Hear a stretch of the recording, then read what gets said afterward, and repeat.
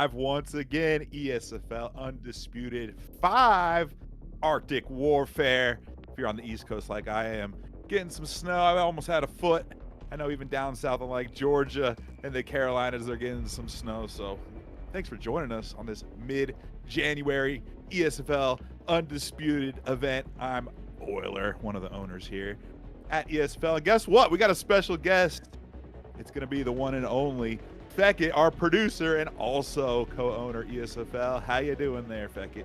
Yes, sir. Yes, sir. I'm here today. I'm feeling good, feeling fine. It's going to be exciting fights. Last undisputed season, or a last undisputed fight of this quasi-season, I guess.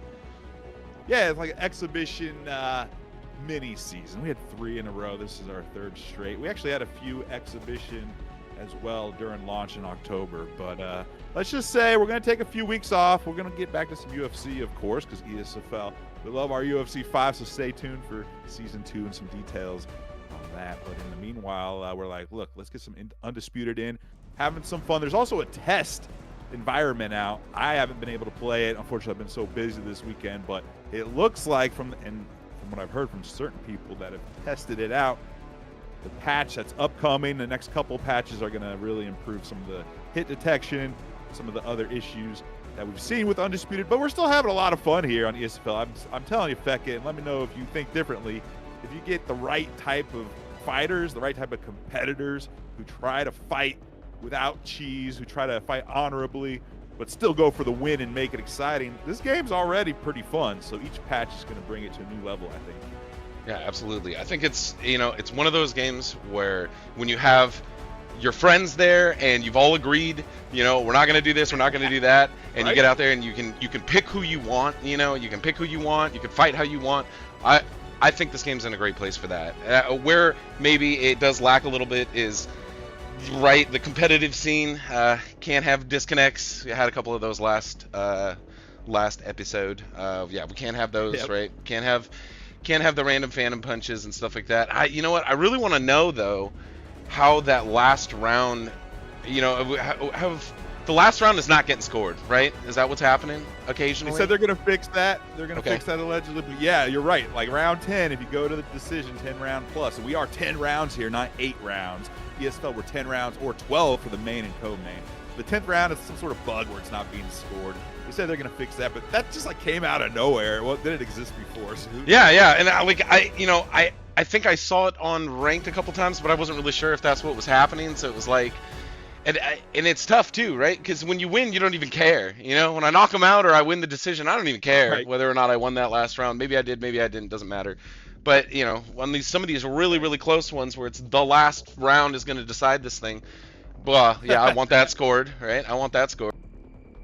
Well, that's why we can't have a competitive. That's why we're having an exhibition. We got 9 fights today. Without further ado, because these fights sometimes go pretty long, let's just go to that first one. What do you say, Feckett? Okay, should we take a look at the card? I'm sorry, I didn't even pop that card up. Let's look at the card. Yeah, okay, let's take a look at the card. I'm sorry. That was all my fault. I'm a horrible play-by-play lead man. No, there's a lot of moving parts today, everybody. So we're just gonna, we're gonna be real cool. We're all gonna be a bunch of Fonzies, and we're just gonna. Here's the card. Hey, here we go. Easy work versus Versastyle, the one and only. That's our de facto exhibition championship of the world. That's kind of how I'm looking at it. They're both undefeated, 2-0, headed into this 3rd event of January. Easy work Versastyle. That's freaking awesome. K Young Butter making his return versus the Pug. Pug's been kicking ass, one of the lead wranglers here at ESFL, and he just backs it up when he's actually fighting too. Like, he deserves this co-main. He's not getting special treatment. But of course, K Young Butter, ESFL Live Vegas alum, and also our very first Undisputed season back in 2023. He was part of that. EK Warrior versus Treehouse. That's just going to be super fun all around. So, Feckett, we got that, plus some really interesting undercard fights. What do you think when you take this all in? What's the thoughts? The first thing that it jumps off the page, obviously, I think is probably the Treehouse fight for me. Just in EK Warrior and Treehouse, 2 guys that I know a lot better through our EA UFC 5 seasons and 4 and so on. I guess excited about K Young Butter, right? Because he was chirping yesterday or last weekend in YouTube that he didn't get to fight, and so it's like, well, here's your chance. Let's see what you're gonna do, right? I like it. I like it. Hey, first time chat. Nadat wins. Win is ESFL UFC. Be on the lookout. UFC 5. We're gonna have our second season. I think in February. We're having an owners meeting in the next week or two to finalize plans. So stay tuned. All right, let's make this happen, dude. Right, I think they're ready. Eagle and Brolic Bull. Eagle MMA is a vet of ESFL. Brolic Bull, I believe this is his first go around. So they're in the selection screen. Looks like Loma versus Terrence Crawford. Who knows if that's actually what they're gonna do? But I'm gonna be like, go ahead and lock in, gents. Doing some. We're gonna break the fourth wall. It's the fourth wall, right? Yeah. A little bit here and there, but it's a little like this is behind the scenes peek at ESFL. All right, these guys bring. Let's do it. Yeah. First of the night. This is exciting. He's got the Lomachenko pick. I really like Lomachenko in this game. He's exactly like you'd think he is, where he doesn't have the most power in his weight class, but he's fast. He's fast. He has good combinations. He does more damage as he connects more often. Exactly. I don't think he has a switch penalty either. So that's you can do some damage with him, some fun stuff. Oh, okay, we're just having some e-shows. We told them to lock in. We'll see if they're doing it. Lock in, Brolic Bull, casual mode. Yeah. Oh, very good. Right. We're good. We're good. We're getting not only working out some of the kinks in the broadcast, but working out some on the back end. But hey, we made it to the first fight. We make it here. Feck it. We're in pretty good shape. Let's make it happen. This bout is scheduled for 10 rounds. Brother is laggy, says Eagle. We're going to get some extra commentary. By the way, folks, in both Twitch and YouTube, I'll be trying to read some comments, making this a little bit of an interactive broadcast today as well. What do you say, Feck? Get the crowd involved. Yeah. This is, I think this is going to be easily our softest open for any show. Hey, mid-January, we got lots of snow fancy day. buttons to press, and it's exciting. Yeah, right? You're having a snow day. We're just having a good old time over here. I like it. It's the opposite of when relaxed. we're under the pressure, when we're doing events for UFC with thousands on the line. There's so much pressure. Right. Round number one's pretty exciting. I like one thing I always like about Terrence Crawford, and I like him in real life and I like him in this game, is you can absorb a lot, you can kind of wait, and you can counterpunch 2-3 punch combinations, and you can just crush people, you know? Yes. That was a big shot. One thing I am glad, even though it took a little bit to get this first fight going, they're playing like remote play or whatnot, so we can see the stats and kind of the health and stamina of both fighters, which will make this an exciting first match of the night. Really see what's going on. If you guys want to do that, it is possible to remote play this game. If you have a friend that wants to play it, whatever, you can get that going, and it works fairly decently, as you can see here. It works quite decently. Oh. And Lomachenko.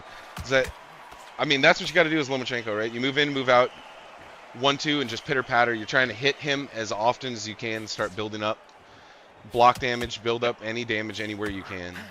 One thing I think this game doesn't capture as well for a guy like Loma is the that horizontal movement, his like lateral movement, being able to get around guys very easily.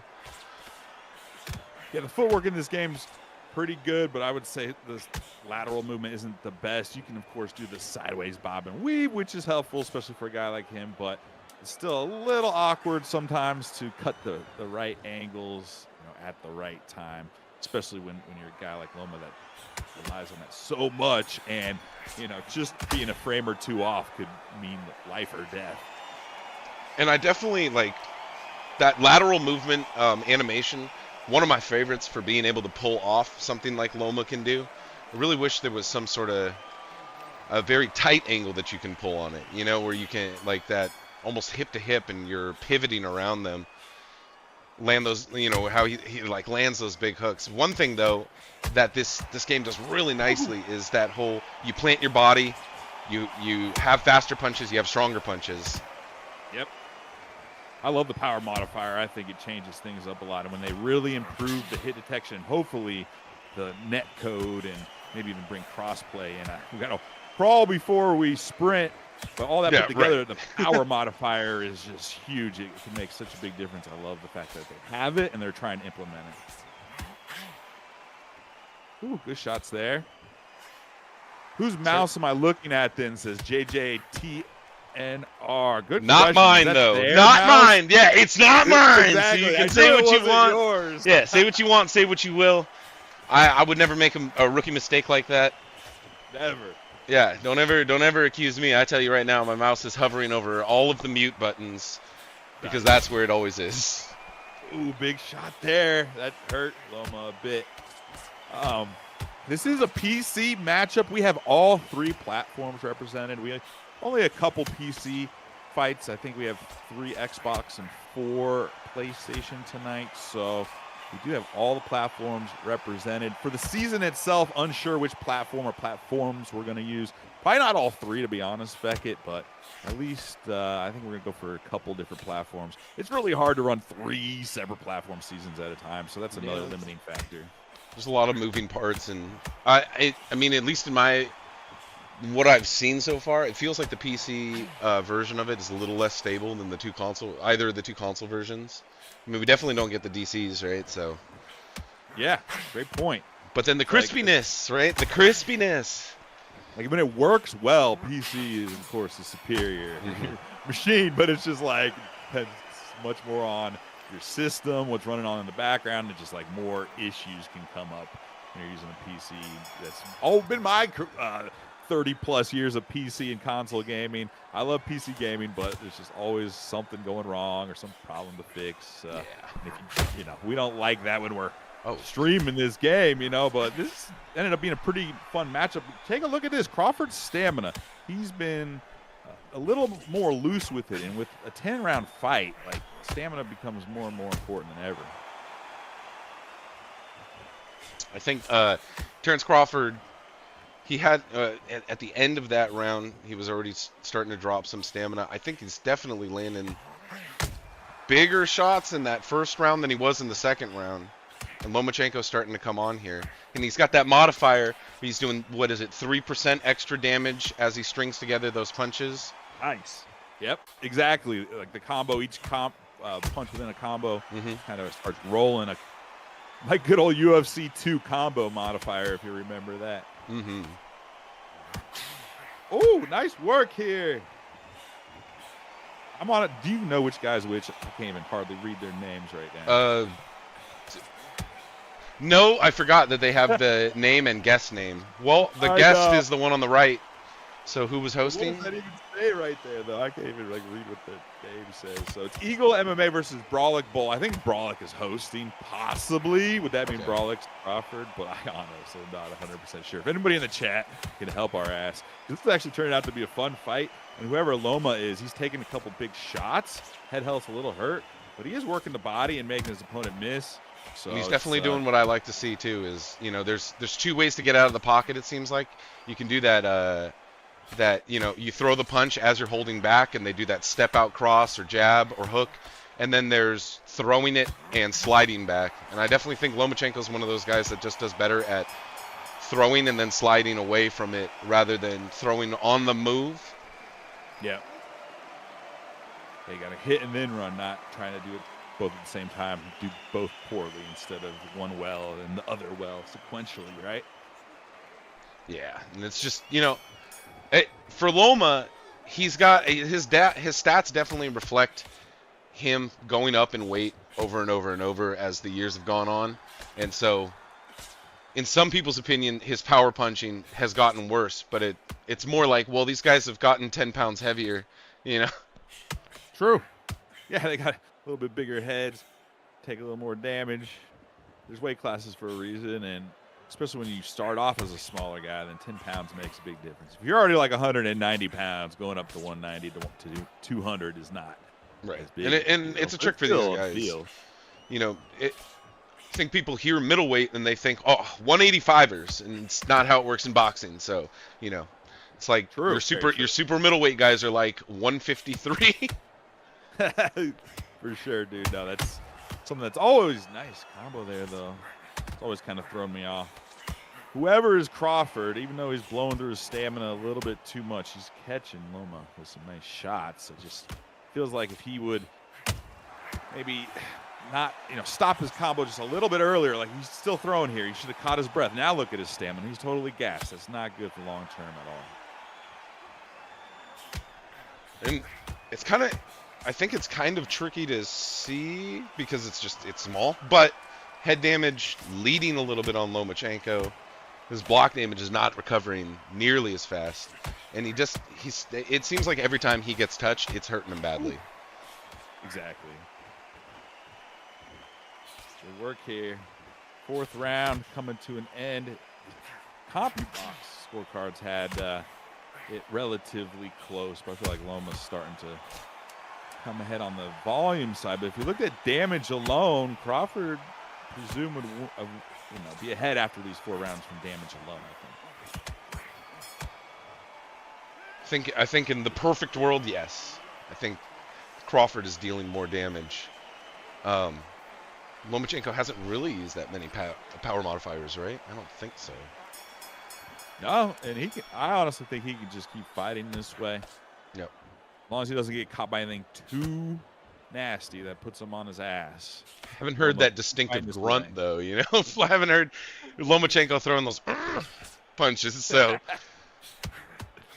He's waiting until round 7, round 8 when he really has that stamina advantage. I mean, it's starting to get pretty pronounced here, effective. Ooh.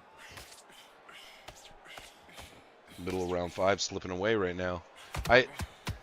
What Crawford's doing is pretty much exactly what I think he should be doing as Crawford, though. Move your upper body. Try to stay in the pocket as long as you can without eating too much, and wait for an opportunity to come through and try to crack this guy in the jaw. I feel like if he would just throw 1 or 2 fewer punches in those combos, like right there, he didn't need to throw that last one. Even though it landed, he had 0 stamina. So first off, he's putting himself at a big risk of getting countered, but he's also just blowing stamina and not doing much damage. Even though it looked nice to land like 6 or 7, from an actual statistical point of view, he's not winning fight with that when it comes to damage and stamina long term. And something that's interesting, I mean, it helps us, right, to see both stats in real time as they go up and down. But something I like to use online is sometimes you get hurt really bad, right, and your head is in the red, and you bluff it out. You walk forward, you keep your guard high because you know you can get dropped, but you bluff it out a little bit. I'm not hurt, I'm going to walk towards you. And sometimes it works. Guys shell up and they're like, wait a second, I just hit you with the 3-piece. There's no way. And they don't attack you when they should be, Absolutely. I was always a fan of getting rid of the HUD after, I forgot what division it was. I think it was like Division 15 in UFC 4. Mm-hmm. Yep. Long story short, you never should be able to see your opponent's HUD in a competitive setting. But it's really nice for us to see it as commentary. Right, yeah. So it's the double-edged sword, right? I want to see it. I want to see it all the time. I do not like having that information given to my opponent. It's just one of those things. It reminds me, you remember Conor McGregor and Kavanaugh telling him, if you don't want to get taken down, come forward and throw a lot. And he's like, and it'll stop Khabib. And that didn't stop him. But it's an idea. It's something you could potentially do. I try to do it when I'm hurt. I don't know. It's not the wisest thing, but sometimes it gets people off of you. Right. I mean, what else are you going to do? Just stand there and hope you don't get murdered? Like, you got to either go forward or go back. Don't just stand there, more than likely. Nice, man. It's exciting. Crawford's starting to take a couple big shots here now, though. Loma's starting to catch, not even with crazy combos or with power shots, just with cumulative damage. There's a good 3-piece, though. And you see with less stamina, Crawford definitely looking less and less for that counter and more for how he can get out of the exchanges when he does get hit. Last 2 exchanges, Loma just hit him with some light stuff, like check right hook, straight left. And instead of shelling and then firing, Crawford just ate him and then tried to find a way out.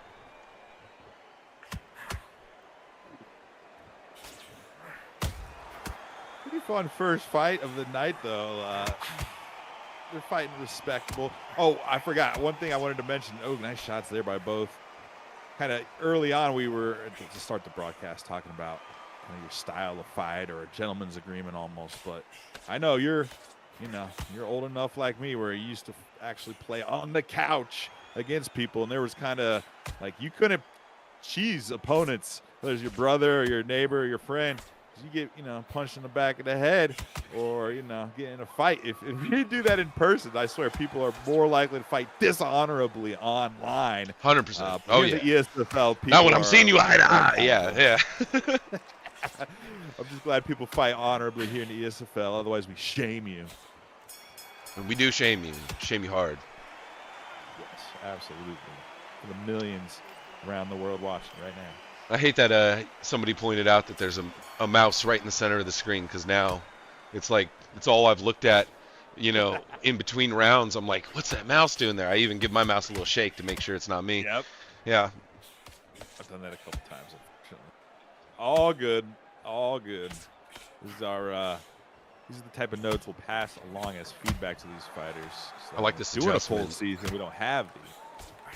Yeah, Lomachenko was leading with that lead right hook to start his combination. Now just a straight left from range. Use that to enter the range. Now you're in hooking position. You can just hit this guy wherever. Nice shot there. All said, though, Crawford got a couple of his best counters in that sequence. Yep. But if he had just preserved some more stamina in the earlier rounds, he could have had more damage behind it. And could be a little quicker now. It doesn't look too slow, but once he hits that flat-footedness, which is pretty soon, and Loma's got 75% stamina, that's where Loma can start to bring it. And that flat-footedness, kicks in at 30, and then you have an extra, I think it's 10 to burn. You can go as low as 20 before it caps you. But it's just like in a fight like this, that is not the business, right? To be out there and gassed. And he's flat-footed right now. Just saw him look like Mike Tyson, stiff-legged. And the tempo is immediately changed here, right? The tempo is immediately started to move. Loma's throwing more, putting himself at risk more. He knows. He knows. Yes, he does. He was waiting this whole time patiently. Got some real nice combos in there, but without overextending himself, because he can still get caught if he's too sloppy about it. But that was perfect step back, and then right back in, bam, bam. I like it. Very smart.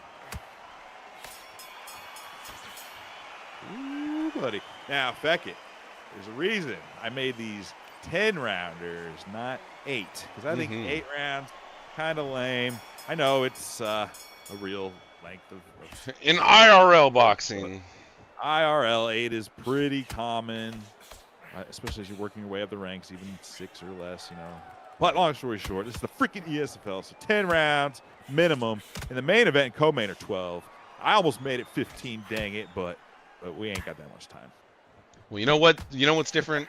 Boxing shows. You watch a boxing show, you don't know 5 of the fights out of the 8 of them. You know the main and the co-main, and maybe the opener for the main card.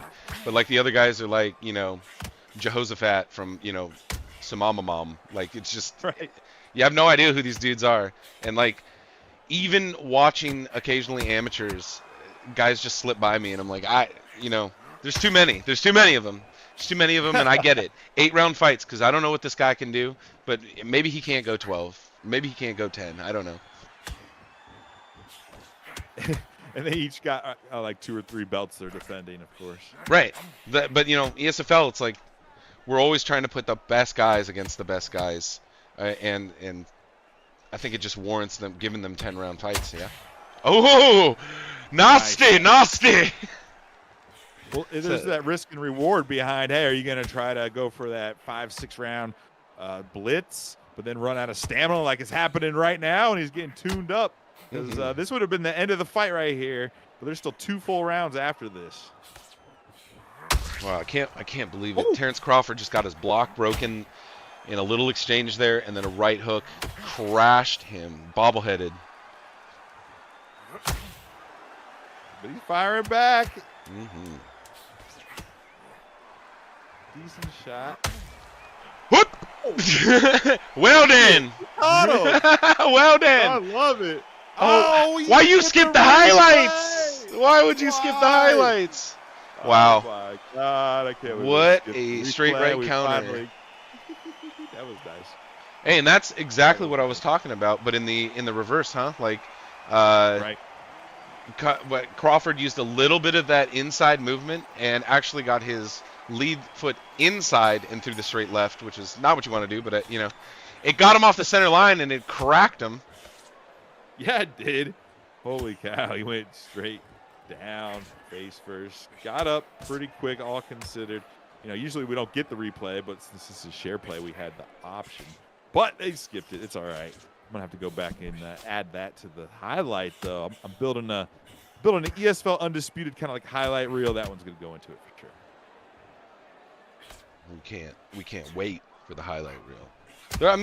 There's some great highlights. This game looks amazing when it's firing on all cylinders and you're having a good time. It definitely looks amazing, and it lends itself to some spectacular highlights, and it also lends itself to this, which is not us. Which is not ideal, and not a highlight, and it's not us. Let's see if we can get them rebooted and squared away here. All right. You know what? If this does not reboot, it's all right. We'll call it. But I really wanted to see if Loma had the chance to finish him off. The stream went down, it seems. All right. Seems like the stream went down. Maybe they're that's a still bummer. fighting. So we'll see if that stream we'll try resets to- in the try to background. reload it But Okay. yeah. All right, we are able to reload it. But it's Maybe very choppy. bouncy now. I really wanted to see a finish. We're not going to belabor the point. We'll give it a few more seconds. Looks like another network error. Maybe they're back. No, I think it's cooked. Just enough to tease us, Yeah. man. It's cooked. Yeah, I wanted this to fight see is Loma cooked. get that knockout. See if he could, but Crawford freaking had that awesome counter shot with very low stamina. Cracked him. But, man, that's just too bad. Hey, respect both those fighters. They put on a good fight. For the first one of the night, and all considered, I know they were having a little bit of technical issues getting things started. Obviously, it ended on some technical issues. There's a little bit of lag, but that was still a super fun fight. Eagle MMA and Brolic Bowl. He said he quit, but I don't know. I think it's more of a stream issue. It's all good, Fecker. We're going to move on to the second fight. What do you say? Yeah, I'm going to move us to the second one. But, a great fight, two great fighters. It's fun watching the high-level fighters use their stat. It's a little more even when they're both equally statted, right? But Yep. It's really fun watching someone use Lomachenko as Lomachenko and use someone like Terrence Crawford as Terrence Crawford. I like when people run a little bit of what their fighter actually does instead of the hook. Oh, for sure. And first and foremost, I'm a Joe Frazier player, so I can actually do hook. But he's one of the only. You're allowed to. Yeah, you're allowed to. One of the only. But I just loved how Loma survived the onslaught early on, got that stamina advantage, started to unload and got some real nice 2, 3, 4 shot combos, but still got cracked by Crawford because he was still chucking some power shots with that timing, trying to find it. Really wish we could have seen how that ended. I'll try to see if I can match those guys up again in the future. I'll make a note of that. In fact, we got Lankosaurus Rex versus King Finesse next, though. You ready for this, sir? Oh, yeah. Let's tell him to lock in then. Carl Froch, Sugar Ray Robinson. My boy! My boy! For real. Yeah, that's my boy right there. Carl Froch. Come on now. You use him southpaw? Because I know a lot of people switch him to southpaw. I don't know why. I know why, but it's like, that's just kind of the He's interesting. His main thing is straights, right? He has an 88 punching power in straights, I think, or something. I use him in standard. And something that I was going to point out in the last fight, and that's another reason why I'm sad that it's gone, is that was there were two fighters that fight with their dominant hand forward, right? Terrence Crawford fights with his right hand forward, or his left hand forward, and he is flip that. Fights with his right hand forward. He is right-handed, and so does Lomachenko. And they say that it gives them a more offensive jab that keeps people off of them easier. And in Terrence Crawford's case, I think he also broke his hand a bunch of times, so he just prefers to have the lighter punch be on the broken hand, his heavy punches be on his left. Interested for sure. I always talk about Roy Jones Jr. I talked about him last week even, but same thing where his front, his left hand, he's orthodox, is actually a more powerful one. Yeah, it's something that a lot of fighters are doing now, and I really like it. I was breaking this down earlier in stream the other day, where there's a lot of boxing techniques that are old that seem to be like rearing their heads in MMA now. Like dirty boxing, a lot of dudes are just not dirty boxing, but some guys are figuring out that Roberto Duran like grab and hit. And I'm like, I love that. I want to see more of that. I want to see more of this lead hand forward. Yes. Give me that Bernard Hopkins vibe. It's so hard to do the clinch properly in UFC, like to actually like emulate it in the game or have the game mechanics emulate it. And in this game, they just got rid of the clinch because it was so broken. I can't wait till they actually make it so dirty boxing is viable, but also has a risk where you come in and you can get caught. Kind of like, what was it, DC, that uppercutted Stipe on the inside? Bam! Right, yep. And then, one of those. He wobbled him, and then he just turned him. Little head control, turned him, and boom, right hook on the break. Yes, beautiful work. So anyway, in boxing, that needs to happen in UFC as well, but I can understand it's just so difficult. Oh, big shot. That's what I love about Roch, though, okay? He takes these tremendous shots, and then he goes out there against a guy like Taylor or something and just drops him in the 11th round, 12th round, and he's like, whatever. That's what I meant to do. Yeah, it's just, make it more entertaining. You know what I mean? Got to give the fans their money. Woo. Sugar Ray Ramos is no joke, though. Of course. Is he the highest rated boxer in the game or damn near? Probably really close to it, huh? Yeah, I think so. There aren't too many guys that push. I don't think there's anybody that pushes over 95, so. Yeah, what is he? Is he 94? Or I think he might be a 94, 93. Damn. Yeah. Well, I told the guys, like, don't have to use meta characters. This is just exhibition. We're just looking for people who have put on good, fun fights. But I also said no boxers are banned. We don't like to ban a box. Big shot. Look how hurt his head is, too.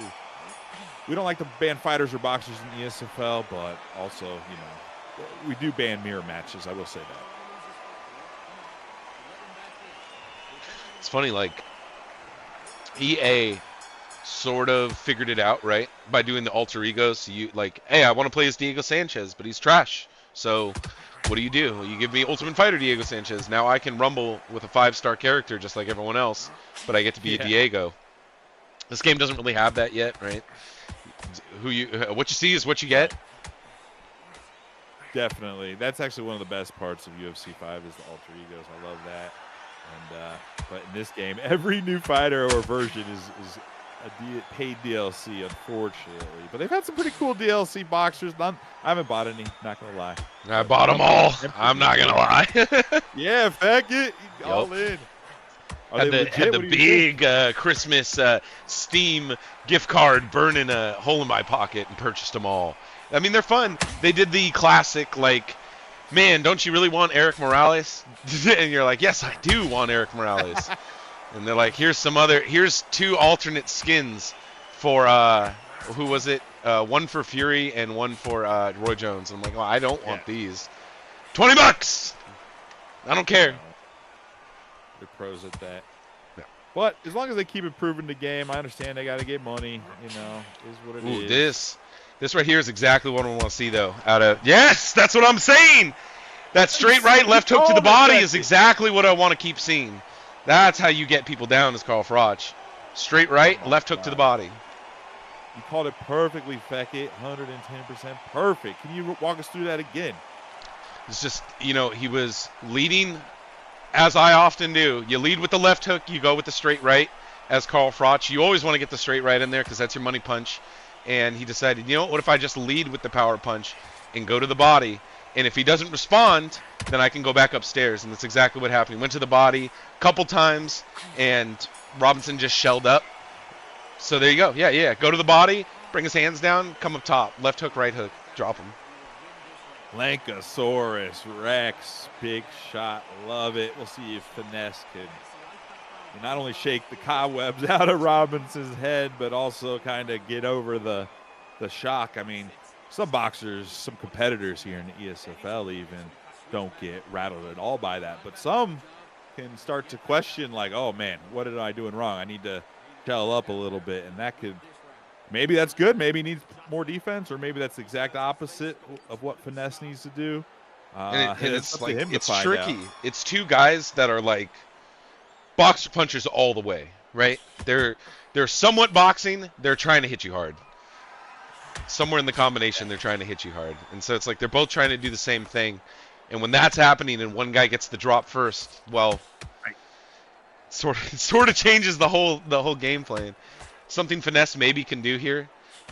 Lead with that body hook just like that, and try to get Froch thinking downstairs, and then come upstairs with straight right, I guess. Dang. Those kind of perfectly balanced or damn near balanced with speed and power and accuracy boxer punchers, man, that's very dangerous to go against, because they can hit you with a 4 or 5 piece combo that's real light, bang, bang, bang, bang, bang. Or they can sneak a power punch in as their second or third punch, and you just get cracked. Mm-hmm. Ooh, nice. Nice double hooks to the body. And that's what I'm talking about. Hooks to the body and a straight right upstairs. If you're Robinson, I feel like that's how you do it.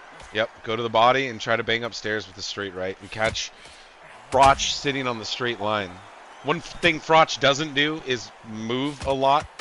He wants to bang with you.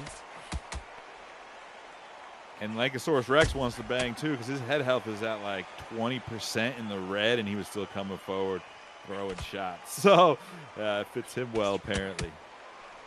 I think Finesse doing a good job too at like getting out of there when he's just a little bit hurt. And Lankasaurus definitely wants to sit there and engage in some type of firefight like that. He wants to draw him into a slugfest, though, not really a boxing fight. Oh, big shot. And hey, I'm glad the ref wasn't in the middle of those two. He might have got knocked out himself. 1% stamina regain, 2% health, but this is one where we can't see both fighters' stamina. I bet they're relatively close, just like these scorecards on CompuBox. Yeah, it's that big one, the big drop in round 2 that gives Froch the ability to even up. And that's sort of maybe how you should play Froch. You're not necessarily looking to win a ton of rounds, as long as you can get a knockdown or hurt him and set up something for later. Right? I want my knockout. I'm not trying to go to decision. Sugar Ray Robinson, like, you can't fight fire with him, especially in the early rounds. Too fast. But set some traps, get some good counters, and get them later on, and cumulative damage. That's where it's at. And I think 10 rounds we get a little bit of the Froch downside, right? Like he recovers less stamina after round 8, I think, or maybe it's round 6. But every round he recovers like 1.5% less stamina. So use your block when you can, throw your big punches, but like you said, you don't want to fight the fire with the fire. I think in the earlier rounds, it's definitely risky.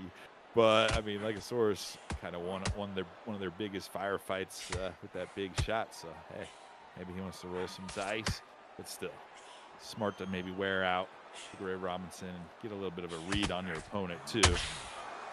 Big shot, big shot. Those are power those are power right hooks, huh? So yeah, Froch is stalking him a lot here, trying to make sure that Robinson doesn't get off in space too often. That right power right hook, whilst being a power punch, is pretty rangy. Seems like he catches him coming in and going out almost every time with it. So you want to stay right here. Maybe that's what Lankasaurus is doing. Maybe that's what he's responding to. Right.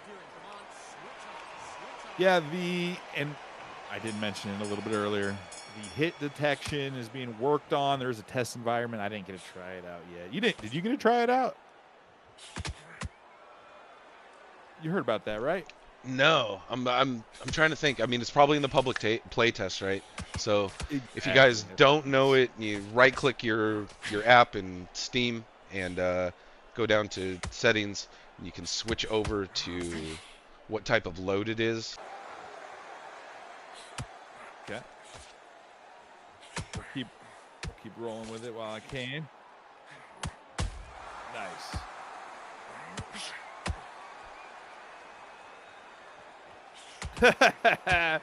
Lankosaurus is throwing, but he's hit with a big shot. Look at that head health. But he's still coming forward. Carl Froch, a.k.a. Lankosaurus Rex. One of the better names out there. Big right hand. Huge straight right. Huge straight right.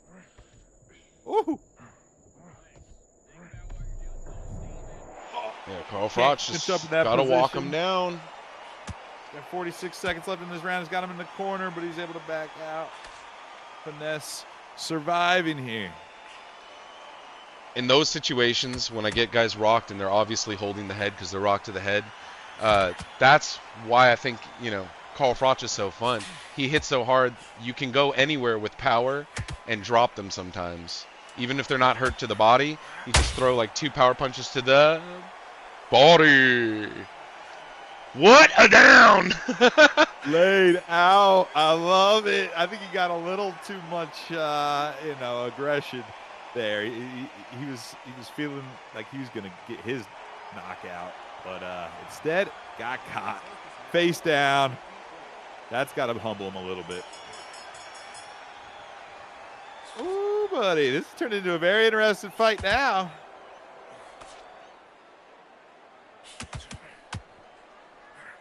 See chat saying that maybe Robinson throwing too many power punches. I kind of agree. On the right hands, at least, he's throwing a lot of right hand power punches, hoping to get something big. And I mean, he did get it, so it's can't really fault him for it, right? For sure, exactly. Ooh, they're both chucking. They're going for more of the puncher than the boxer in this fight, I think. Entertaining to say the least. Lankosaurus is not worried about coming forward, even when he's got the, the red exclamation mark going. Yep. Caution, warning, you're losing brain cells. He's still coming forward. And that's what I'm saying. Like, I think when you can't see both sides, you can do a little bit of that bluffing. Right. And some guys, you need that. You playing Sean Porter, you kind of need that. Carl Froch, you kind of need that. And there we go. Go to the body! Oh, caught him a couple times with the body. Upstairs, too. Power left hook to the body. Boom. He's after him. Froch has blown through a fair amount of stamina, but he's getting that damage off. Is it an even trade? Hard to know for sure what Finesse's stamina and health looks like. Both of them have hurt each other. I do know that. And we've had a drop on both sides, right? I believe we've had a drop on both sides. By Froch, that's right. One by Robinson, right? Yep. So.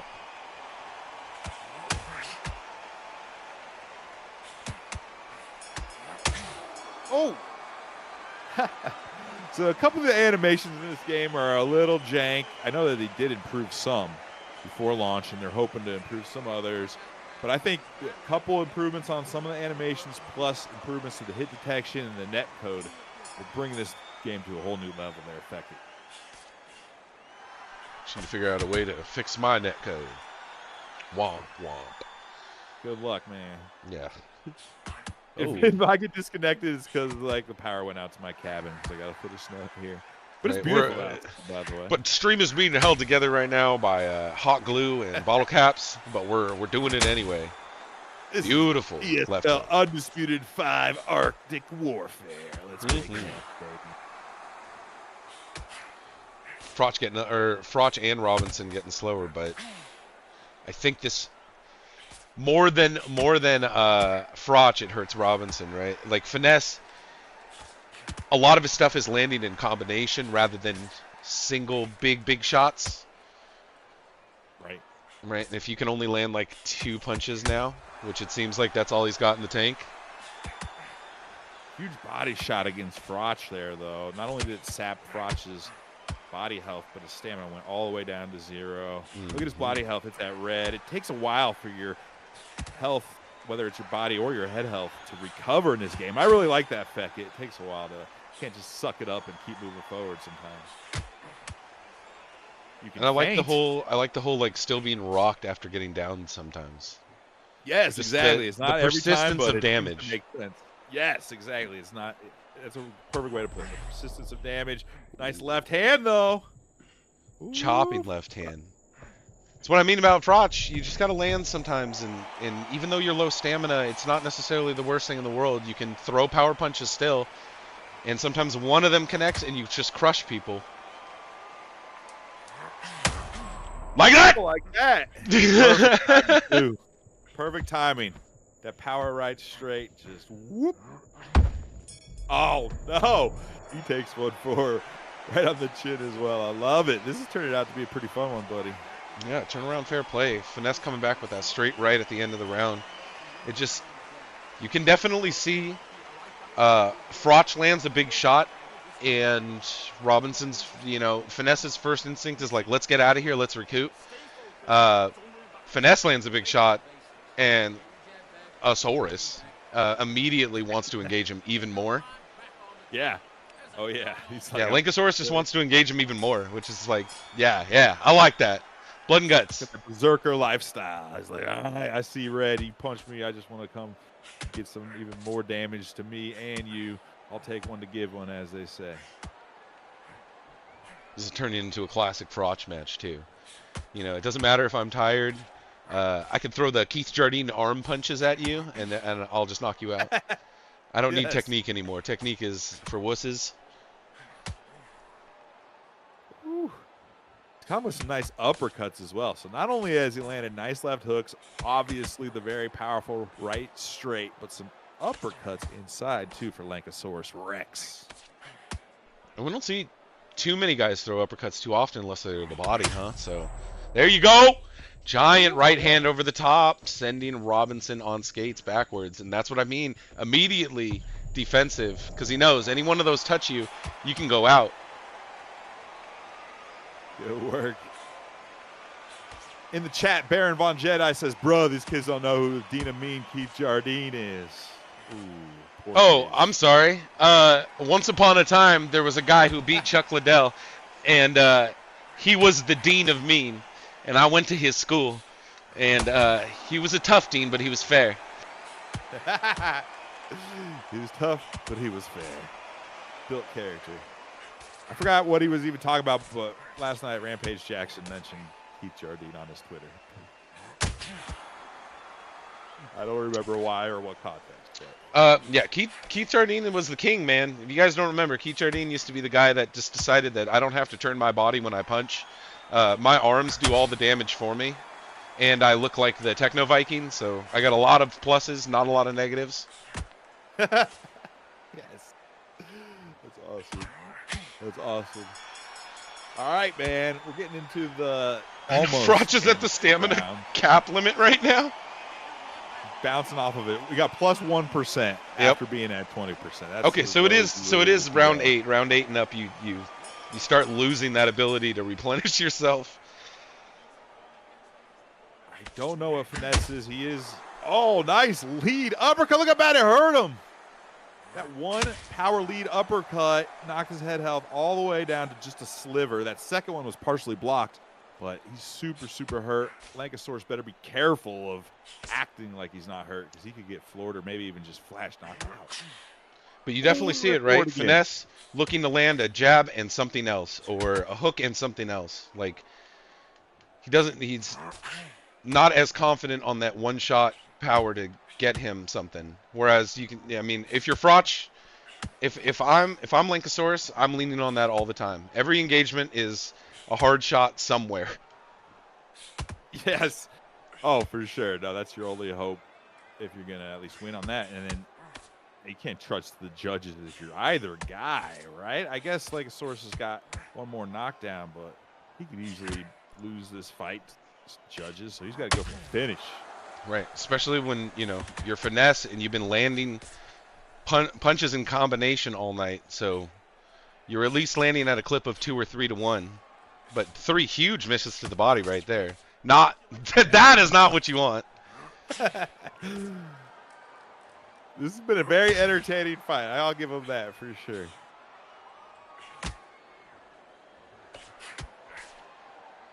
There we go. 6 seconds left. 9th round. Yeah, if I'm Froch, I don't know if I changed my plan. This is what I'm doing. Eats a huge shot upstairs, though, as I say that. Big right hand. Yeah, Robinson relying heavily on that left hook, right hook, power right hook combination. Yeah, he's been coming over the top of that right hand a lot. I think that's where he also got caught and knocked down at least one of the times, going for that a little bit too much. But he started switching it up with some power lead uppercuts and then that lead left hook. So he's trying not to be too one-dimensional. Here we go, man. 10th round. Let's presume the 10th round won't be scored either, by the way. So at this rate, Lycosaurus definitely needs a knockout. This is such dangerous, dangerous waters. Like I said, I'm still leaning on low stamina. Froch has that weird advantage of being able to crash you and put your lights out in one shot. But again, Robinson sticking true to this jab and power punch game plan, or left hook to the body and power punch game plan. It's working. He had his body red. He had his head red earlier last round. Yep. But there it is. Big step in left hook by Froch. Ooh. 2 bops. Oh, the new animation! I've never seen that one. That's the new one, isn't it? Oh my God, that looks like he was just standing there. And then, I just saw the replay on the stream on my other monitor. Right, got it there. Oh, got him with the re-rack. I want the stagger dagger, and he hit the ground. He was like unconscious, just standing there, and then he took another big right hand, and that was. And he's still hurt. And he's still hurt. Back. He's still hurt. He doesn't care. He's the greatest of all time, Sugar Ray Robinson. But my boy Coral Froch, would you like to shake my hand?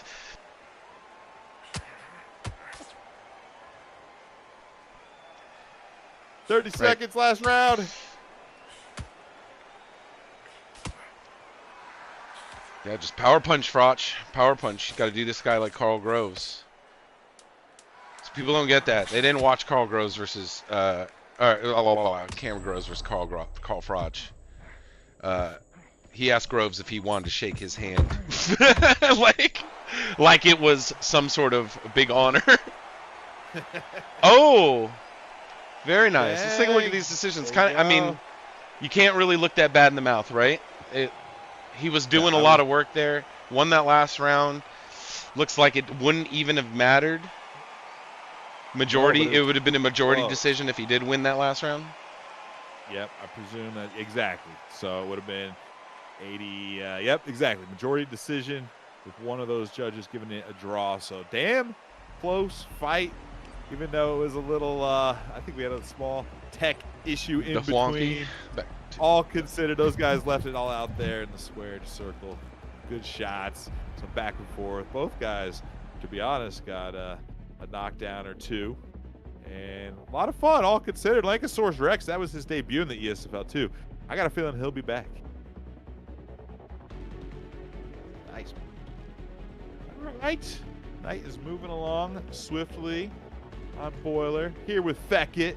This is ESFL Undisputed 5 Arctic Warfare. I got about a foot of snow outside and more coming down. Without further ado, Feckett, let's get on to our next fight. I believe this is fight number 3, eh? Fight number 3. All right, Henzla versus TKK, the Knockout Kings. Social, who I believe was a late replacement, so Eric Morales versus Jesse Rodriguez is at least who they got queued up. Let's see if that's who they actually lock in on. Let me tell them, go ahead and lock in, gentlemen. Let's have Another great fight here on the ESFL Undisputed 5. All right, good. Fight is up. Eric Morales on the left, Jesse Rodriguez on the right. It's one of those situations where their Steam names do not match their Discord names, so I have no idea who is who. We're gonna do this on scent and sight alone. Yes, we're gonna just pretend it's a real fight. So it's actually Jesse Rodriguez. It's actually Eric Morales. We've got him. We got him off the couch. I said, listen. We know. You know what? They're adding a lot of Pacquiao's former rivals. Where am Pacquiao? Maybe that's something they'll break out with the next patch. You know. How are you gonna give me Barrera? How are you gonna give me Morales? I have no Pacquiao though.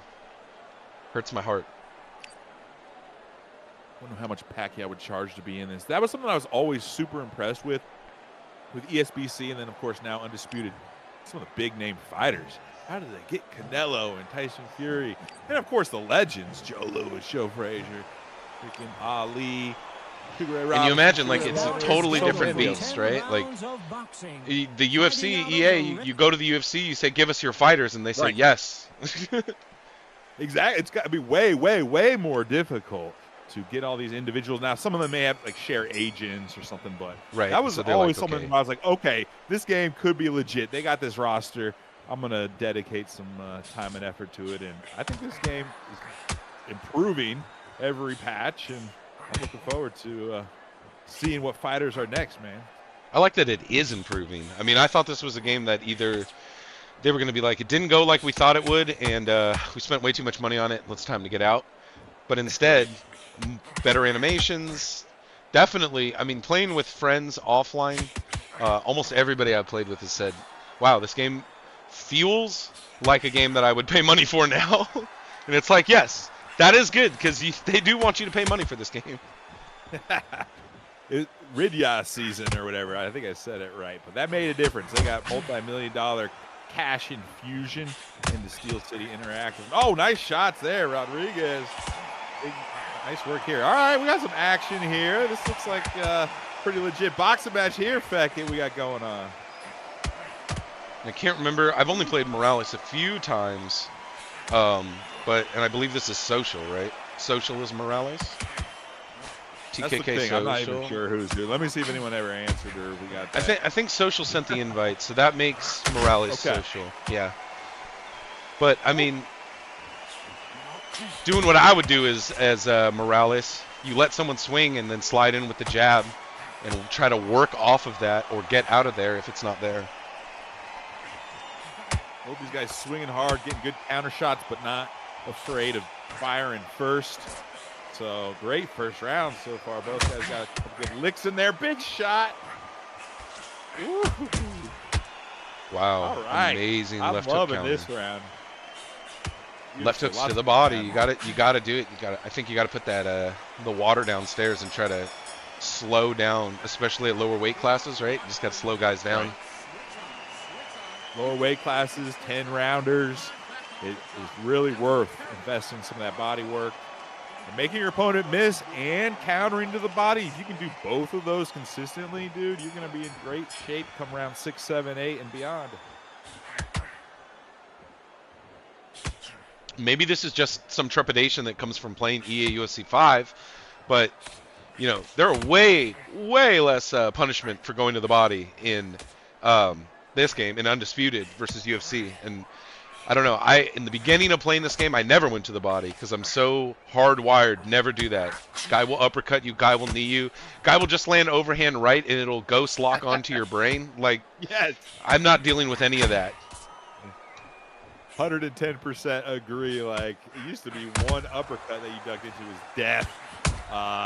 Oh, nice shot there. They do need to. That beautiful work by Morales. Holy cow, that was such a nice sequence, and he's still hurt. He's hurt even worse, Feckett.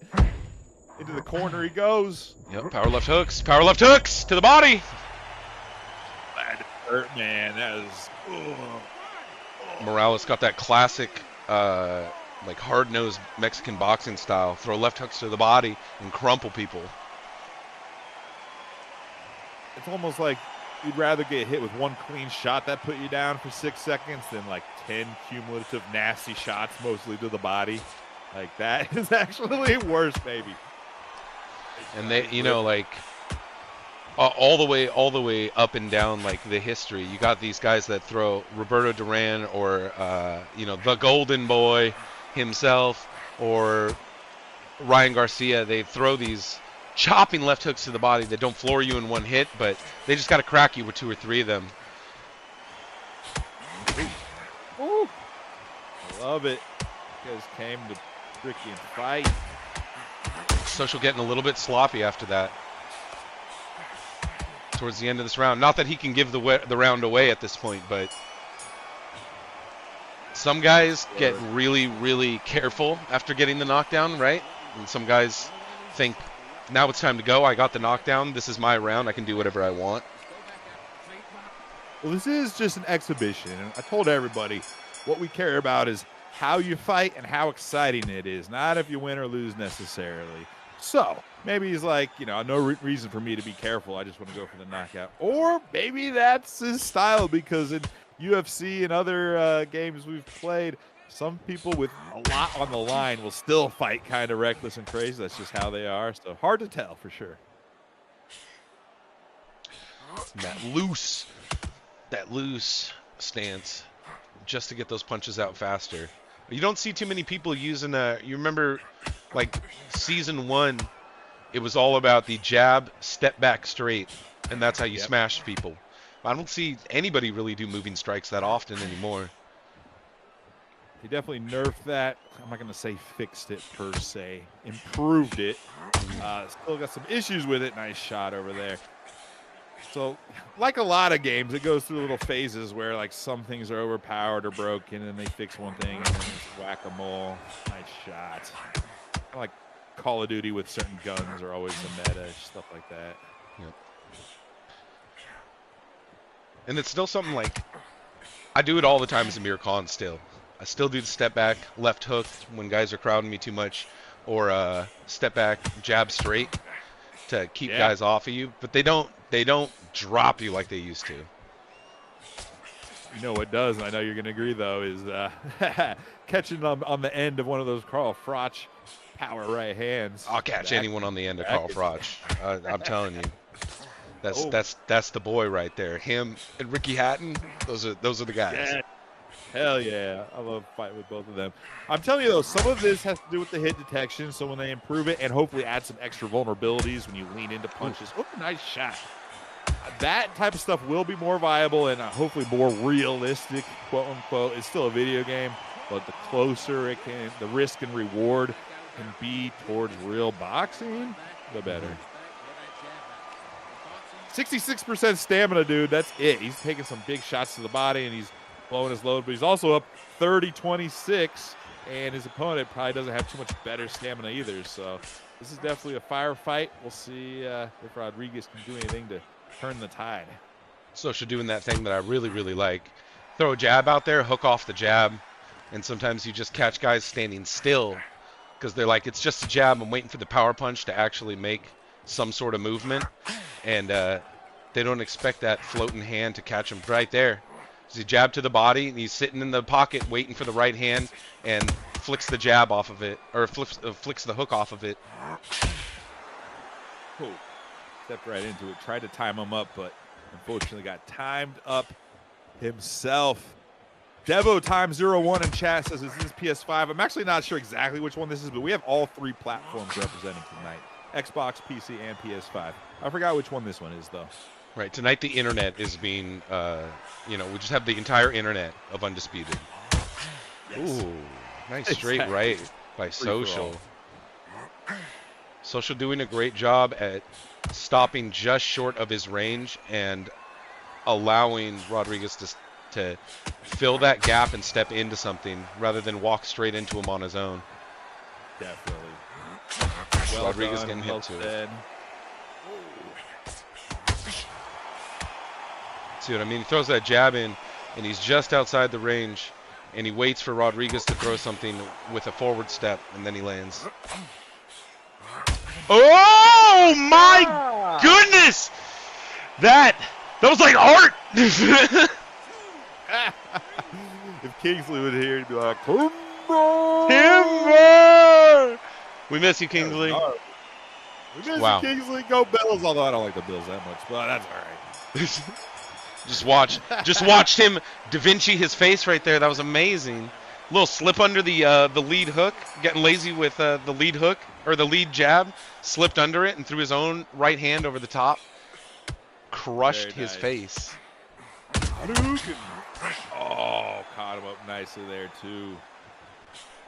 Looking real slick with this Eric Morales, man. Devastating too. Slick and powerful. Great work. He's hurt. He's been using loose footwork pretty much the whole time. Do you use loose footwork very much at all, Beckett? Depends on who I am. Like, yeah. If you're Roy Jones, like you press it the second the fight starts, right? Sure, yeah.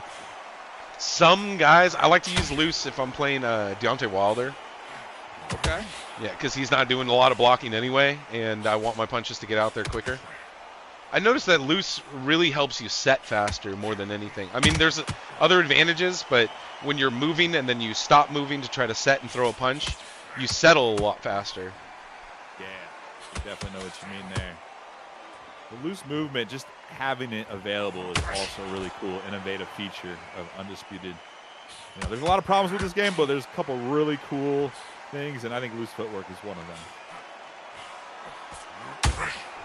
You're right. I'd love to see clinching back in as an alternative to taking a knee or running away when you're hurt.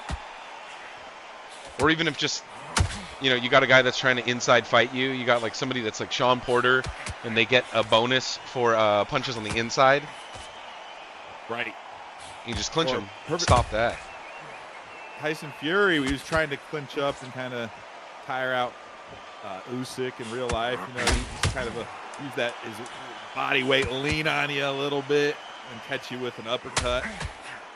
And there aren't too many guys that have that perk like Sean Porter. That I think it's like 6% increased damage on everything thrown from the inside.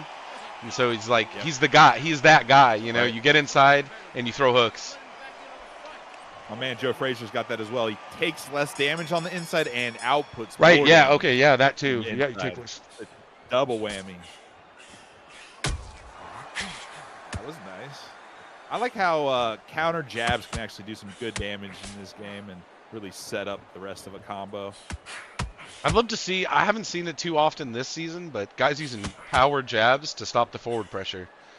I do that online. I feel like it's pretty useful. I have people do it to me, and it's really bad. But I get it. Power punches are such a premium this season because you actually have. I don't know if I read it right, but I think there's a built-in hard number before they start draining even more per shot. Yep. Oh yeah. Some people in the chat right now love it. They're talking about the feints. Yeah, they need to. Yeah, Arrow's talking feints. The feints are. No I think they're still in, right? I think they're still in, but you have to press the D-pad to initiate them, which is really weird.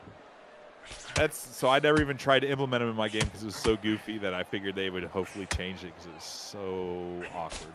But yeah, I honestly don't even know. I thought maybe they removed them as well as clinching, but I could totally be wrong. But no one really uses them, and it's something they absolutely need to add in there, make it more useful, make it more intuitive. And it's tricky too, right? A lot of guys have similar animations. Only few guys have very unique ones. You have like the leaping left hook from Frazier. You have that bombastic overhand right that the problem child throws. Those kind of moves, yeah, I guess, yeah, put a feint in for those. That way you can actually use them as part of your arsenal. But some of the guys, their overhand rights all look the same. And they come out so fast, it's almost like you can't feint them. Right. Ooh, nice shot there. One problem I've always found with feints is half the time people I'm talking, I guess, mostly UFC, but in Fight Night or a lot of them, it's like you can't even throw feints because dudes are throwing 100+ strikes around. So if you try to feint, they're just going to 4-piece you in the face because they're just throwing punches the entire time. Now in this game, I feel like the stamina and the counters are enough where if someone's just button mashing on you, you can stop them in their tracks, and therefore maybe the feints would be more useful. But with power punches especially, I think feints would be extra useful with kind of feinting power strikes. And slips are a little tricky too, right? I don't know if anybody in chat like has this happen to them. They get so, it just gets too intense. They get so sweaty. They're gripping too tight, and they move the left thumbstick, and they're depressing it slightly, and it comes out as a slip instead of a movement. And you're like, oh no, I'm standing still, and my head's just slightly off the center, and he's hooking me to death. Ooh, shot. Venix, what's happening? He says he plays Claw. So using feints is easy. So they do still have him in there. I can't play Claw. I'm too old. I'd get arthritis probably. Pound for pound, KO King. At this point, feints are pointless. Oh, yeah, definitely. Your feints would be so slow you would just get caught with a big shot while you're at your thumb up your ass. But, you know, maybe I need to bring feints back into my game. Nice shot. That's what I was talking about earlier. Morales throws that jab to draw something out, and then waits in the pocket just a little bit out of range. And Rodriguez doesn't really throw he's not throwing planted strikes. He's throwing a lot of moving strikes. And he steps into the range and gets crashed. Third fight of the night. Almost done with the 7th round. Each fight has been unique and a lot of fun, to be honest. So, love to see the competitors continuing to bring it on the big stage, ESFL. Ooh, beautiful left power to the body. Look at that, another power, and his body's down to 3rd health. He backed out. Sensing something here, huh? Yeah, sensing something here. Man. Chop it away. Lots of power shots to the body. Oh my gosh, Morales kind of puckered up, if you know what I mean. He's just like, what do you think happened there? Did he just notice that he was on the low stamina movement and was like, what am I doing? I need to go? Or was there just like a flipping the switch and it's like, yeah, let's just do it? I think it's a little bit of that, and I think Morales kind of froze. He was just like, oh crap, I don't want to be here. What do? I just want that round to end, and he just kept taking those shots. But I mean, if your opponent has full speed movement and you have flat foot, it is a huge difference. And if you keep chopping at that body, it's only going to make the differential larger. That's a good point too. That's kind of what I was saying. Is KO King saying, you know, he's got to kind of go for broke, and I don't know if he just made the mental decision like, I got to go for this. I got to take this guy out because I may be losing this fight, or if he just saw, oh wow, it's only the 8th round and my man is stumbling around. That reach difference is starting to close. Rodriguez is able to get in there, especially to the body, and land him. Ooh, he almost got caught big whiffed on that uppercut, though. Morales is trying to load up on the big overhand right as a counter.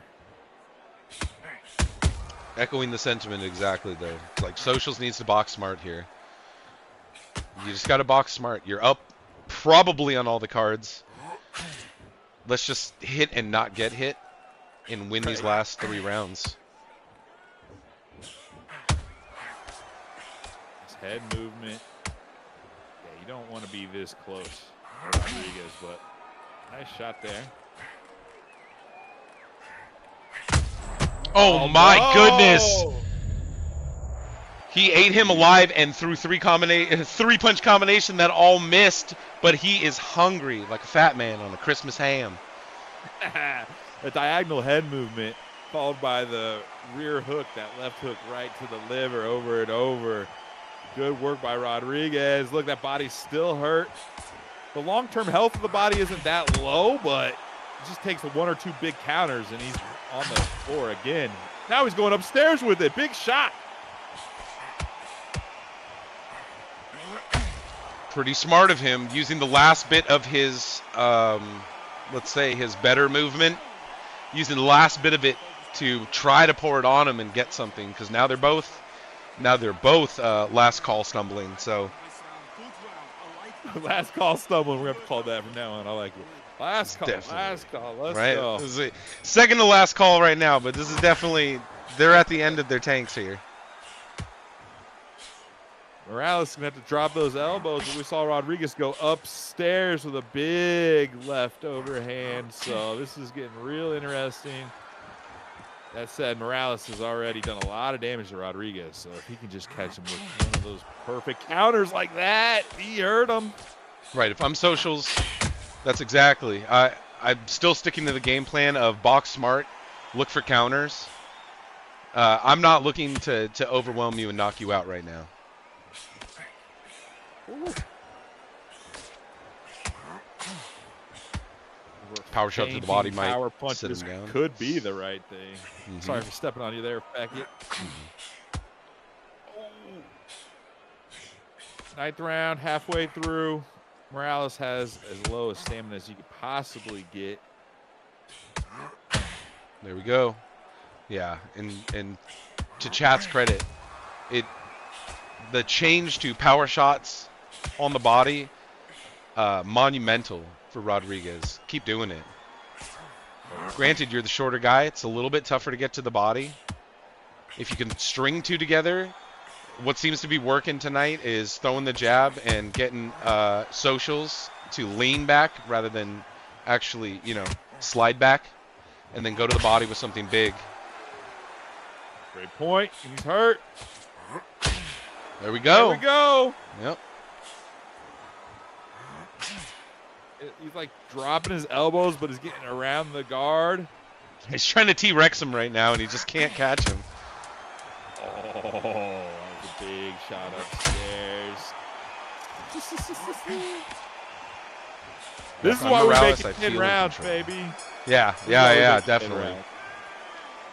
Yeah, we would have never seen this. We would have never seen how exciting this could have been at 8 rounds. You're right. Exactly. But do you really think you would, or you feel like you're in control of your Morales? I'd feel like I'm about ready to get knocked out and lose everything. I feel like I'm still winning rounds, but yeah, the fight itself could be slipping out of my hands. Oh, we just jinxed it, Beckett, saying it was such a fun fight. We were so it wasn't me. 8 rounds. I blame King Kong and KO King. I blame those two in chat. Speed of death. Why you guys get so hyped about this fight, huh? See what happened? See what happened? You guys got too hyped about the fight. The bloody white towel. Surrender. Oh, Let's man, see how that it was was a going. fun fight regardless. Okay, yeah. So it's like I'm saying. If I'm Morales, this is where I'm fighting, right? I know I'm winning this fight.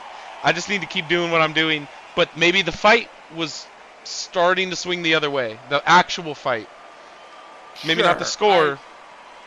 If Morales was able to survive that 10th round that we never got to see, unfortunately, he would have won. But I'm telling you, man, there was a decent chance that Rodriguez might have been able to finish him, because I could have seen him knocking him down, maybe forced him to kneel. But in one round, that's not much time if Morales was really on his bicycle trying to escape. But I'm still telling you, man, like, if I was Morales, I'm kind of breathing a sigh of relief, because I think he could have maybe got finished in that last round. That was fun as hell, though. I can't believe this is why we can't do competitive right now, folks. There's just too much issues to have, hundreds, if not thousands of dollars in prizes and rankings and all that on the line. So get a couple more patches, improve some of the things, but whatever. Still a lot of fun. That was awesome to see, kind of like that back and forth, and especially how Rodriguez was able to work that body, just grind his way back after it looked like he was getting blown out.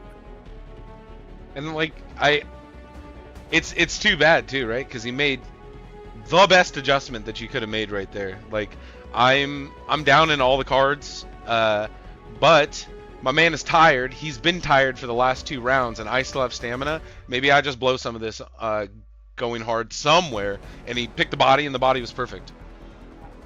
And I'm like that meme where he's got the happy face mask, but underneath he's crying. He's really sad.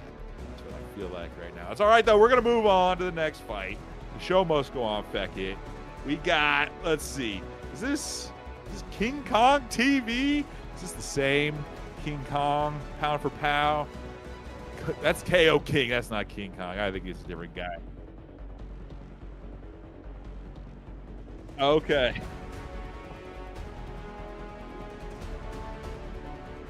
There you go. It's messed all up. good, all good. Jinxed King this Kong. is a late replacement. But look at King Kong 26 TV. Look at his record, 148 and 28 with 1 draw. That's no joke. So looking forward to seeing this matchup. Amir Khan versus Barrera as well. Let me make sure to tell these guys, go ahead, lock in. Please lock in, gentlemen. Good luck and have fun. Here we go. There we go. Perfect timing, baby. Let's do it. Yes, sir. All right. So, Kuno 26. Who's that? I think, honestly, today we haven't had one person's Discord name match their name in game. That is not helpful to commentary. Let me just say that, ladies and gentlemen. It's all good. Rising Phoenix versus King Kong. That's who we got here in this matchup. This is our 4th fight of the night. We got 9 fights tonight. Well, I'm impressed with that 148 and 28 record. That is not easy to get, especially with everyone scamming disconnects and all types of problems. Like, geez, if I play like that many fights online, I'd probably get that many losses just from disconnects, would be my guess. So big respect for that record. But hey, ranked is not the same as ESFL. I've seen dudes ranked in the top 10 in UFC 5 just get their asses smoked. And vice versa, guys who couldn't even crack the top 100 in ranked leaderboards win the ESFL championship. So whole different game. Here we go. Amir Khan. Mark that. I love Amir Khan, okay? Amir Khan, amazing. But Barrera has a special place in my heart for being that guy knocking out the main man. We need the main man, though. Where is Pacquiao? Come on, I'm banging this drum. Where is Pacquiao? Only one that would probably charge more money than him might be freaking Mayweather. I don't know. Yeah. Pacquiao's got to get in here. Come on. We were a friend of mine and I were just trying to guess what Mayweather would charge to be in this game. It was somewhere, we got to about 100 million. I'd be like, my guess is 25% of gross sales. Everything, forever. For every franchise related to Undisputed every game. Right, and he's on every loading screen. And when it fades out from a Mayweather tooltip plus his picture, it fades into another picture of him. All right, Rising Phoenix is Amir Khan, and his distance management has looked really good so far. He's been able to get out of the way and land on the end of his punches against King Kong. Still early, though. I see the lag in the top middle, but hopefully they're not experiencing too much. It seems decent right now, but, you know, with the ghost punches, you never truly know.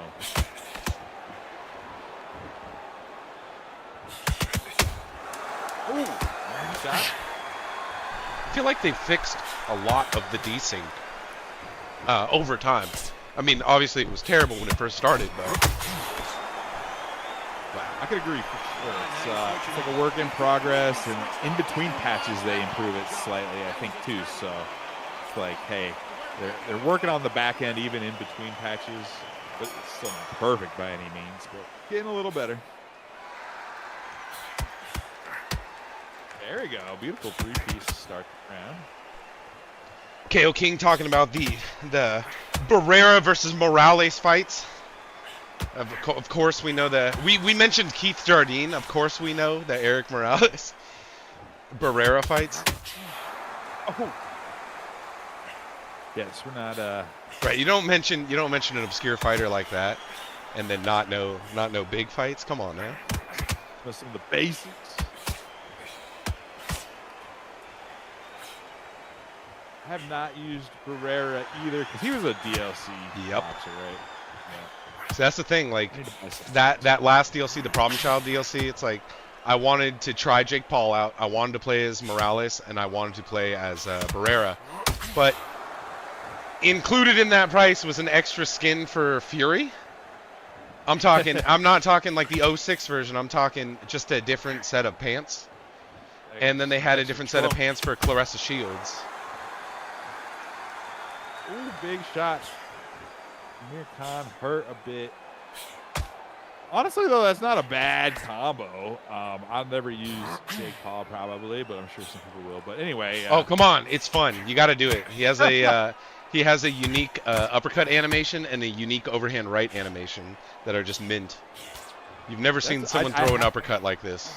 I haven't seen the uppercut. I saw the overhand, and you were talking about that earlier, but the uppercut, I've not seen it. I need to go. I don't know. They say throw the uppercut from the floor. My man literally throws the uppercut from the floor. Like hyper uppercut.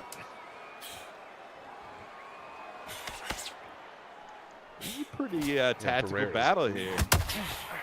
We saw. Okay, so last. Wow. Oh, man. Okay, Barrera. Nice left hook, straight right hand. You called that. He's OP, and then he lands a 5-piece. So when you're playing, and I don't know what these guys are doing when they're playing, but sticks or buttons? I use the stick. I do use the right stick, going all the way back to fight night. I've always, let's just say, had disparaging thoughts for those who use buttons, but in my older age, hasn't been as extreme. KO King says he uses both. I also use both, kind of. I use the buttons to jab. I feel like it's easier to use the buttons to jab. It's easier to use the sticks to hook and uppercut. That's definitely true. And you can throw combos with buttons better. Like if you're trying to throw a 5-6 piece, buttons is the way to go. I'm a purist and I'm an old guy, curmudgeon. So right, I do what I can, but my central nervous system still allows me to do. Yes, I'm a purist. I'm gonna stick to that. Even though, of course, UFC uses the buttons, but EA MMA, big shot there. Great job by EA Amir MMA Khan. can use both. I was the only person that used the stick. I will say that. And Amir Khan, somewhat utilizing exactly what I was talking about, where how people don't seem to be using the moving strikes that often anymore. He hits it really nice. He backs off and he'll throw the jab, and then hit a lateral, right lateral movement and right hand off of it. Barrera's tough though, because Barrera has that style where he can box you on the outside a little bit, but he can put his head into your chest and whomp you. And it's definitely not what Amir Khan wants. No, not at all. Yeah, Captain Glass. That's a great point. If you can get Amir Khan kind of chasing you, big shot, nice shot. You can get him chasing you, and then all of a sudden you stay flat and you fire back. Then all of a sudden Amir Khan's in the phone booth with you. That's not where he wants to be. But right where you saw him right there is where he excels. If he's allowed enough space and allowed to hit from the outside, you're a dead man.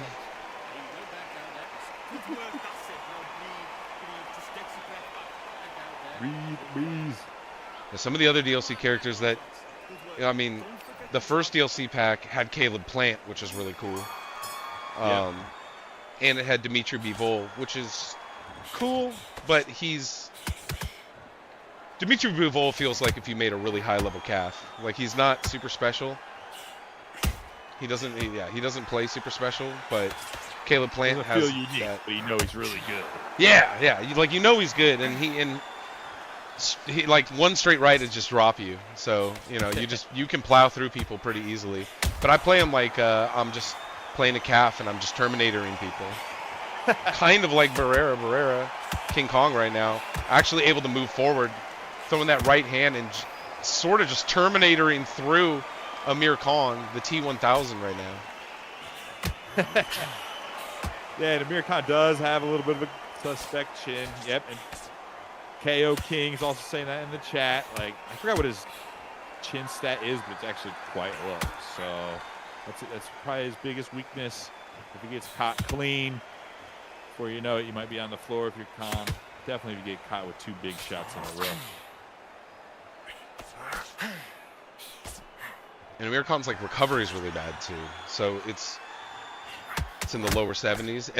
Amir Khan's like one of those guys where his recovery, once you get hit, I mean, you are rocked for a long, long time. I was just watching right there. I didn't even see it go back up. It was like stuck at 50%, still there. Like, look, his head health is not regenning like at all.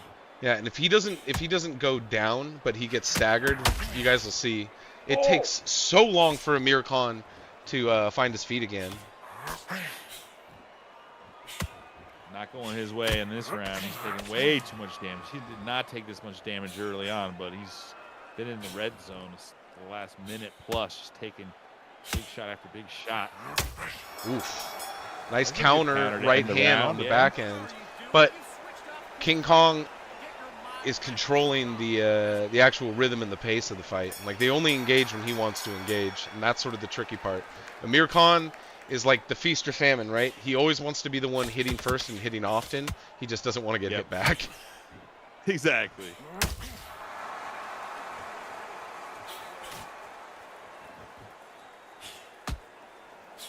Fourth fight of the night. Oh. Almost. See, that was nice, though. It's a jab cross and then a step back left hook, and they did it again. Step back left hook, try to catch Barrera, try to catch King Kong walking in,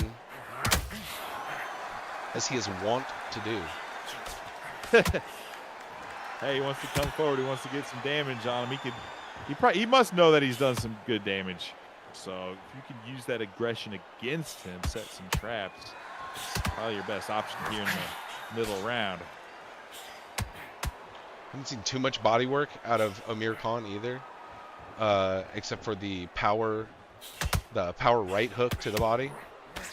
Maybe lead. I'm trying to think of combinations that Amir Khan can do that are safe, that don't get him like disintegrated Thanos snap style, like the second he steps in.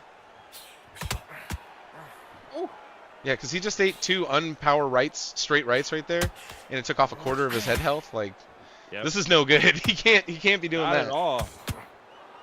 And as his long-term health starts to get chipped away, he's starting at an even lower area. And remember, this is only round 5 too. And then also comes the problem of all that volume. Well, yeah, look at the stamina, the volume, getting caught up. King Kong needs to be careful, though, not to get too reckless coming in. Woo! But it's hard not to when you can just land a straight right and it freezes him up. I think that's the problem. Every time he touches him, it just freezes Amir Khan up. Like, his whole character model gets frozen.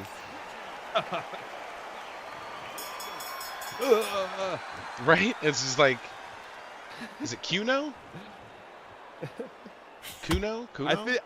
I think Kuno might be right. Kuno? Whoa, there was a little bit of disconnect action there. But entertaining fight, though. This has been a fun fight, all considered. And there you go, King Kong. Go Gonzera. He just kind of just walks forward. That's all you got to do, right? You're playing Antonio Barrera. You just got to walk forward and look for counters. Exactly. No need to. You want to press the action, but more with your feet than with your hands. That's kind of how you want to do it. You want to get in his face, try to corner him, but you don't need to be throwing punches till you're in good range. And he's doing a good job of that. Getting countered left and right, though. But there it is again. Amir tries to slide in. Barrera just throws a straight right, freezes him up, and it stops all that action.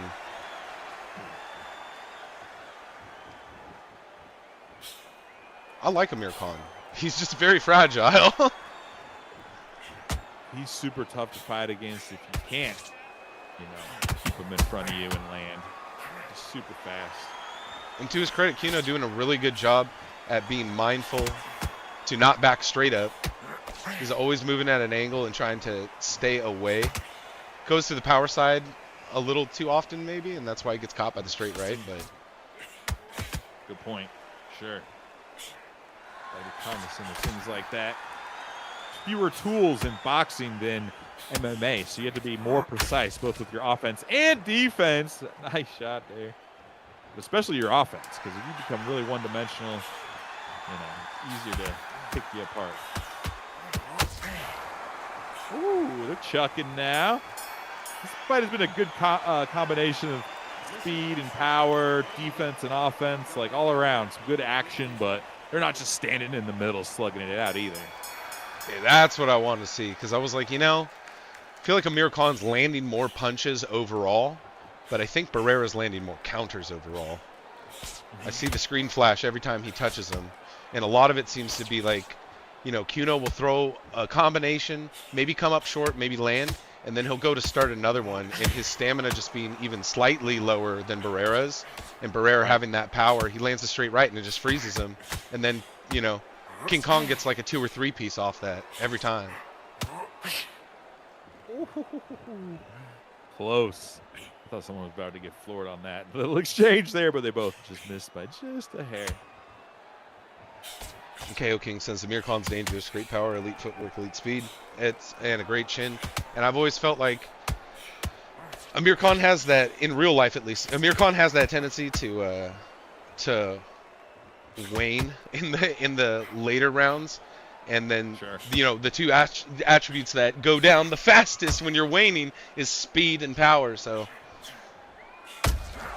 all you got left is your chin and toughness, and you ain't got as much of that. That's a exactly. problem. Yep. He's taking some big shots here. Barrera, we know he's got the chin and toughness and just endurance. Oh, nice shot! Wow, right on the Beautiful end there, work. too.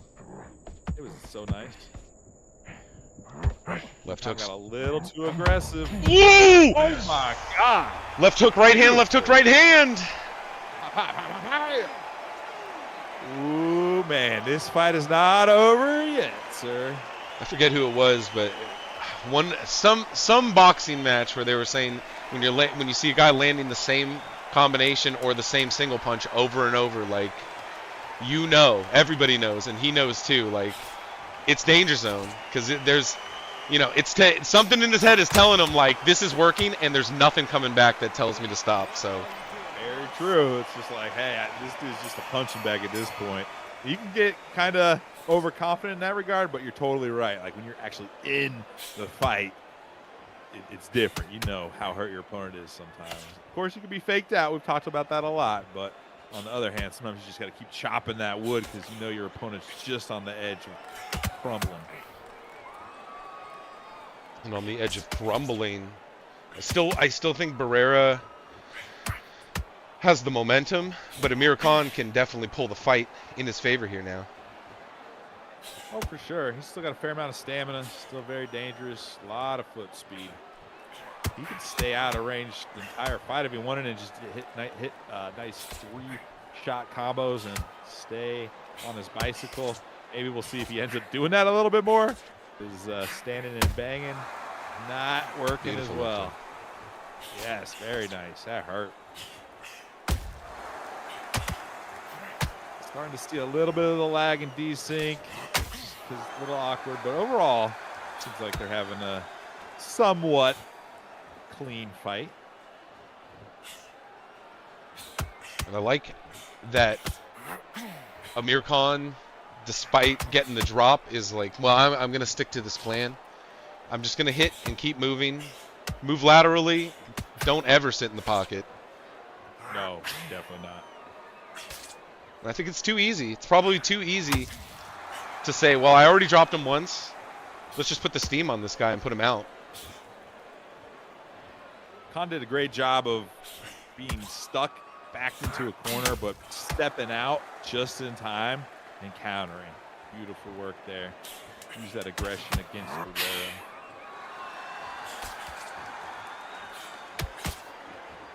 Into the round here, and you got to imagine Barrera's probably only up by 1 round right now because of the knockdown last round. Ooh. Hard to say. I think you're right. I mean, overall, I don't know what the judges would say. I feel like, well, here's a question for you. Do you think that the judges fight more on accuracy and volume, or score more on accuracy and volume, or more on damage? Because in UFC, there's a big bonus for damage. I think it's more damage. I had a weird fight yesterday with somebody where I punched them, or no, excuse me, they punched me 50 more times than I punched them. I'm talking power punches, and they out-punched me like 78 more punches overall, and I ended up winning every round just by cracking him so many times and not knocking him down. Just like I had like 40-something counters at the end, and he had 7. By the end, was his head health and all that? Yeah, it was all messed up. Oh, yeah, it was all messed up. And he had severe swelling. Doctor checked once in the fight. Okay. That seems to make a huge difference. And Amir Khan's having that. He's on the wrong end of that right now because his head health is at least 70. Maybe it's at 75% at best right now. Maybe even lower. Look, one big shot knocked it down from 75% to 20%. Not good for a lot of reasons. Right, unbreakable. They call him Mr. Glass as he gets stormed through right now. And it only takes one or two to put him out. So, I think the bigger threat is not so much that it's so easy to get knocked down. It's that Amir Khan goes down. Like he rarely gets wobbled and walks around in this game. In real life, yeah, but in this game, it seems like once you get detonated on, you are gone.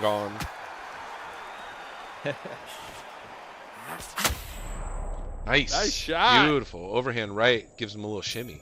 A little shimmy. Yeah. Shimmy or shit talking we've seen all night. Good timing on it, though. Look at that. We're not going to get this 10th round scored.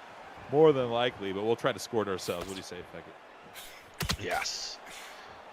Yeah, we are the deciders. We are the makers. We are the dreamers of the dream. I love it. Yeah, Amir Khan changed his strategy up a little bit.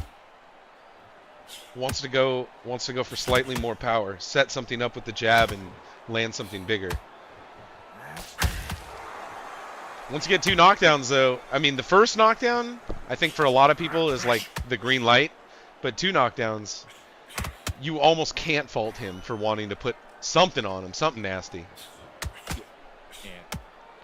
Even if it goes the wrong way for him and he overexposes himself and gets knocked down or knocked out himself, you can't really blame him for going to it, especially on an exhibition bout like this where we're just having some fun. So yeah, swag and bang, boys. Let's go. 1 minute, 26 seconds left in the 10th round. Let's make it happen.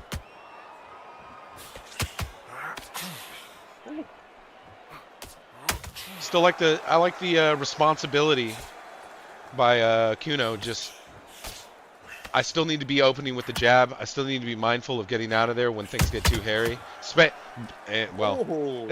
Triple jab. I like it, man. Amir Khan is fast, even with 1/3 stamina. He can triple up on that jab nicely. He went for a power right, missed it, got cracked by Barrera. That was nice. Good work by Barrera. Hey, they're both going out on their. They're going out on their. Man, you can tell King Kong wants it. Yes. King Kong wants it. He's throwing power only right now. Khan don't want it. Look, he's backing up. He's flashing red health. He's trying to sneak a right hand in there, but he kind of. Not bad though. Like he managed his stamina all the way until 6 seconds left in the round before he went into the stagger walk. Yes. That's almost. What was it? The last call walk. There we go. Hey, look, the 10th round got scored. Well, what the heck? You can't win them all. All good. Super fun fight, guys. Big respect. Love it. King Kong. I think this was King Kong's ESFL debut. I'm almost positive. Stamina's very close to each other too. I like that. It's a great fight, guys. Good stuff, man. And that was Rising Phoenix. That was definitely his first stint in ESFL. Love it, guys. Let's just say you might be getting a call back. Might be getting invited to future Undisputed. Again, this is ESFL Undisputed 5. Arctic warfare, at least where I'm at. I got about a foot of snow outside. It's freezing cold. I know most of the East Coast, even down south, pretty cold right now. Hope you guys are having a good time. We did have, unfortunately, a fight or two fall through, but we got at least a few more awesome bouts lined up for today. We're going to be taking a couple weeks off after today, but let me tell you what, we're going to come back pretty damn soon with UFC 5 Season 2. We're going to come with some fun tournament and just kind of random events, and definitely we'll be back with more Undisputed events. Not sure exactly when we're going to have a full season of Undisputed. Thinking probably the second half of this year, to be honest, get a few more patches. But we're going to have a couple more exhibition bouts down the line, and definitely going to have a full-on season for Undisputed. And, of course, get back to UFC 5 in the pretty near future. Beckett. It looks like the next fight may be ready. Let's go double check here. We got Outhouse, man, one of the best names ever, versus H. H versus Outhouse, man, and we got a woman's bantam. I'm not sure the exact I'll let you say that name. Is that Franchon? Franchon Cruz Dizun. Oh, I could do it. My goodness. Jessica McCaskill. That wasn't as hard to say. So ZR, aka Franchon Cruz Dizun. I think I'm saying it right. Look at that. Holy no, cow. I thought I was on the set of Ratatouille when you said that. It was amazing. Like, that's one of the only accents. Anyway, I'll tell you this. I'm looking forward to the women's fights. We had one last, and it was actually our first one in the ESFL boxing, Undisputed women's fight last week. And it was one of the best fights of the night. So they bring the pain. They have enough power to hurt each other. They're obviously fast as hell. And I know H and Outhouse, man, both bringing it. Let's just consider this the first fight of the main card. Because from here on out, even though we lost a fight or two of the main card, this is one of the matchups I was most excited for.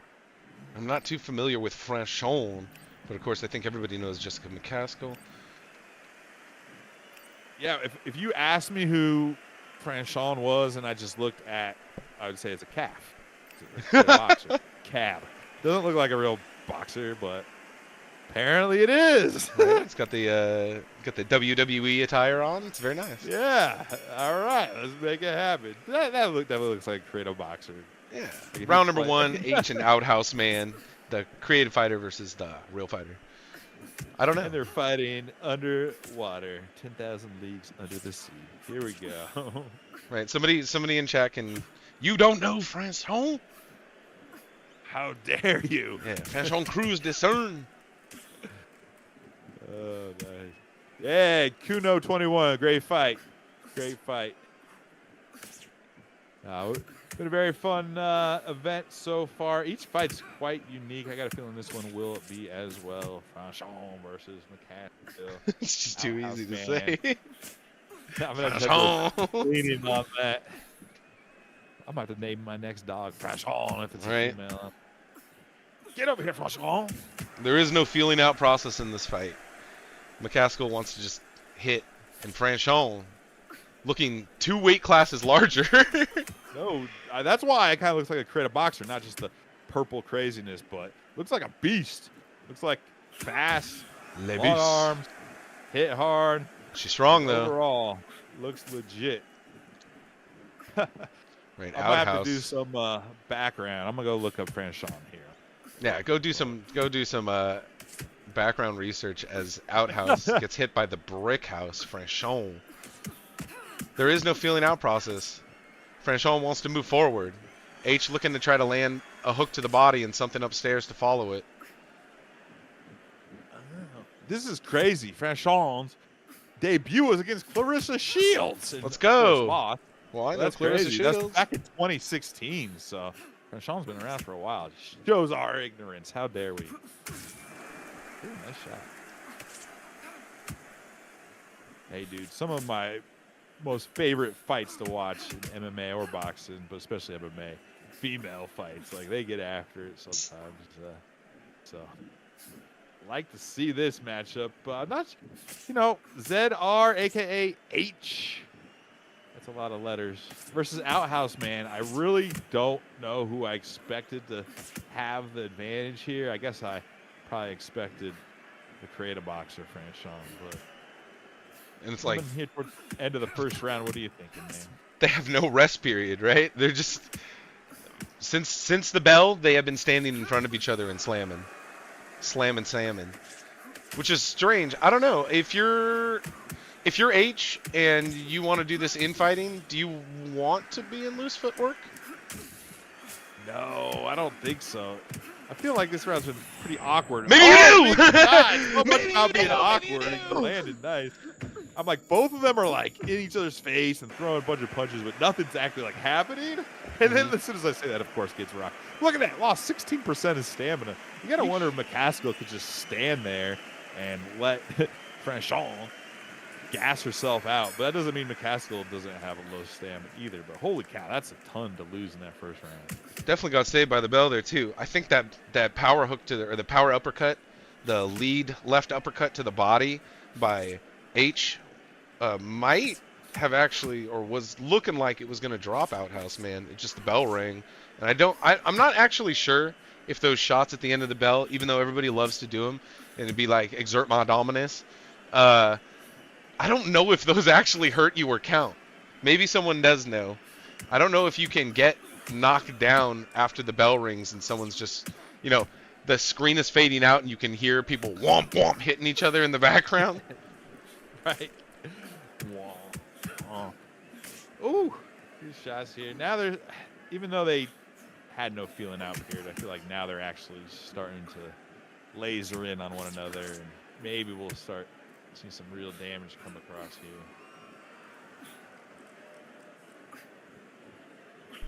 I think if I'm Franchon and I did that once, yeah, I'm probably just gonna do it again. Stay in the phone booth. I don't really want to fight at space. Jessica, at least in this game, looks, you know, quite a deal faster. Definitely faster. Definitely. You'd almost. Oh. Yeah, Speed yeah. kills. I Speed agree with kills.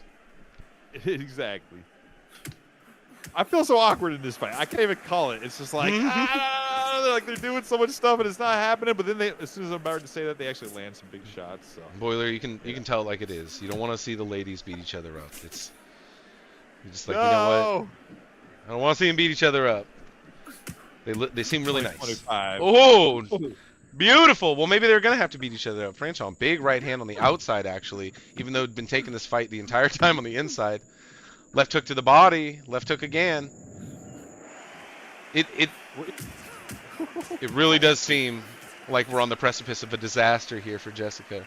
Outhouse man needs to, I don't know, he needs to get the respect back more than anything.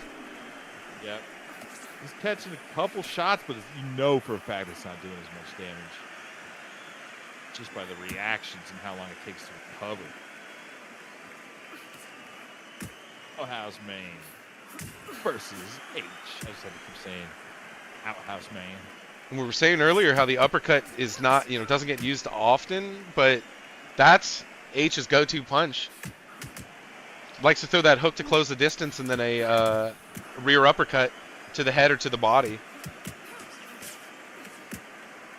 Yeah, they're getting after it. All right, now I'm starting to like this fight a little bit more. Nice.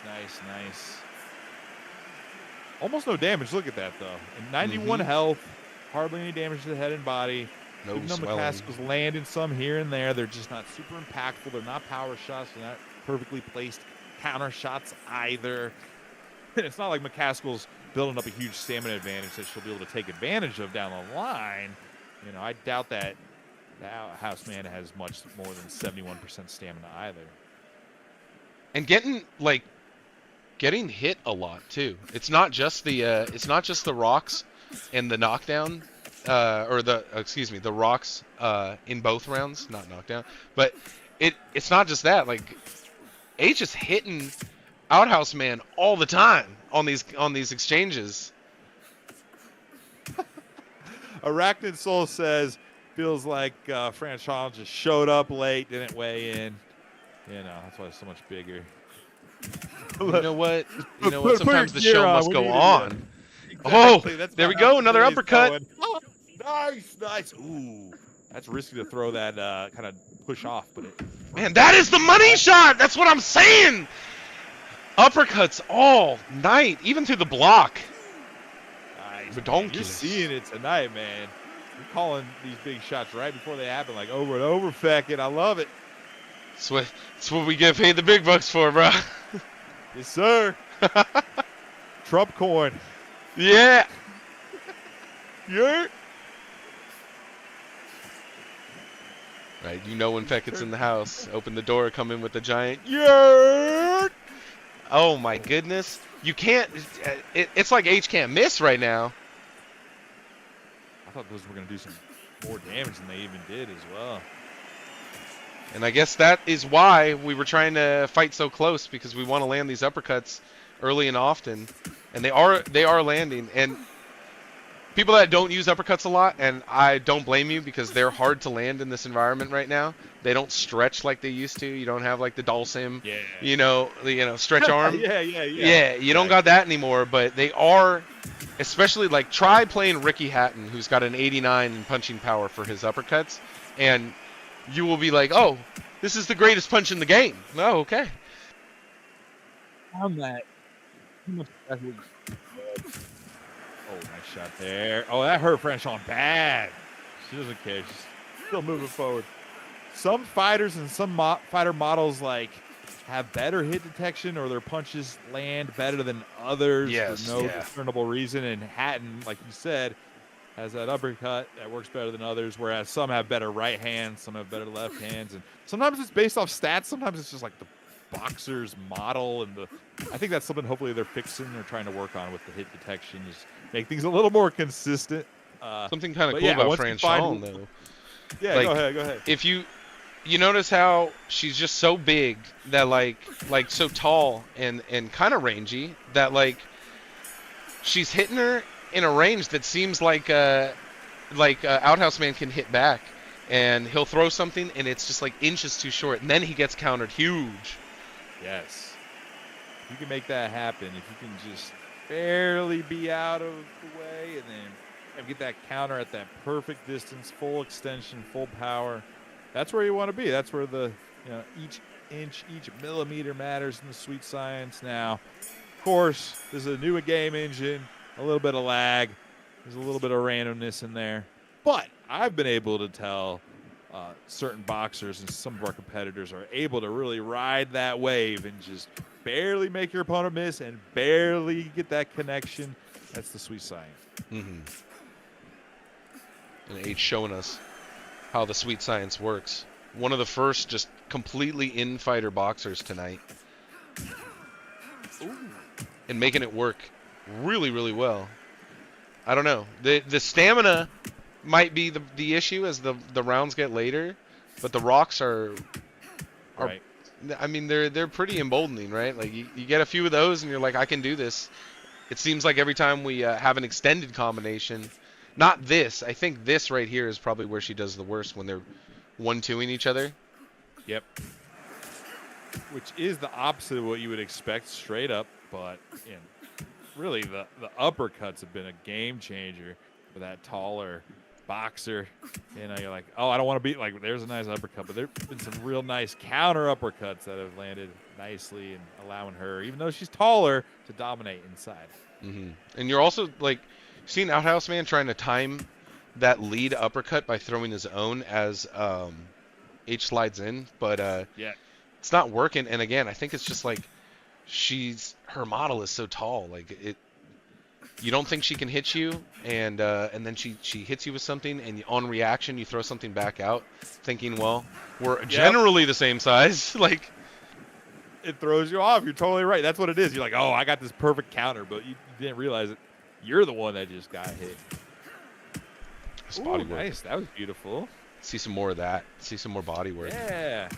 You can dominate with those types of punches, and another good 3-punch, but also inside. But, I mean, might as well work on the outside first, because that's where you really can't get hit. Outhouse Man, something that he's doing that is keeping him in this fight and actually having some effect is he doesn't seem to freak out when H gets too close to him. I think the initial reaction is to back up, right? He's given it just a half a second to see what's going to be thrown and try to land something on his own or get out of there. And that's again what I think is tricky. When H steps in, he's throwing and you back up on instinct, and then you get hit, like you said, at the end punches where they're whipping you now. Yes, exactly.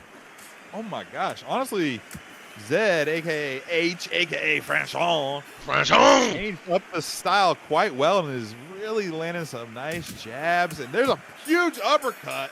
Like, H is really starting to mix it up, and they're landing. I like it. That stamina is going to be the tail of the tape, though. 49% plus 1% recovery. That Oh! is pitifully low. Is that? No way. Oh my goodness. Outhouse is slow walking. flat-footed Yeah. already? Oh my goodness. Yeah, you're right. Well, I was going to this- actually say Outhouse probably doesn't have much more stamina, but obviously Outhouse got way less stamina. Right. I Holy did not cow. think that would be the case. It seems like he's throwing a lot less. Wow. Some of those body shots have landed, and maybe McCaskill just doesn't have that stamina rating. I'm not sure. Oh! No! Commentary curse. If there's one thing we're consistent with today, it's saying one thing and the other person gets knocked down. Right, just Control pounced on the her. nut. Wow, and that was a one shot too. For real. Wow, that was a one shot.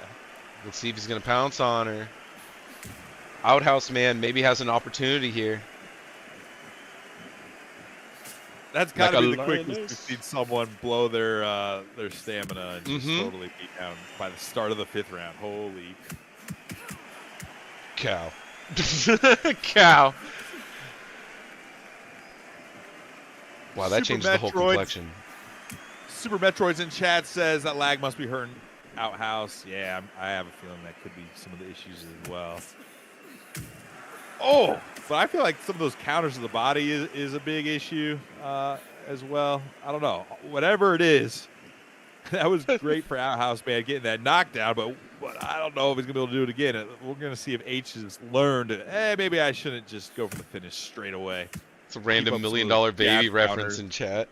Clint Eastwood in the corner. You gotta hit her. You gotta hit her.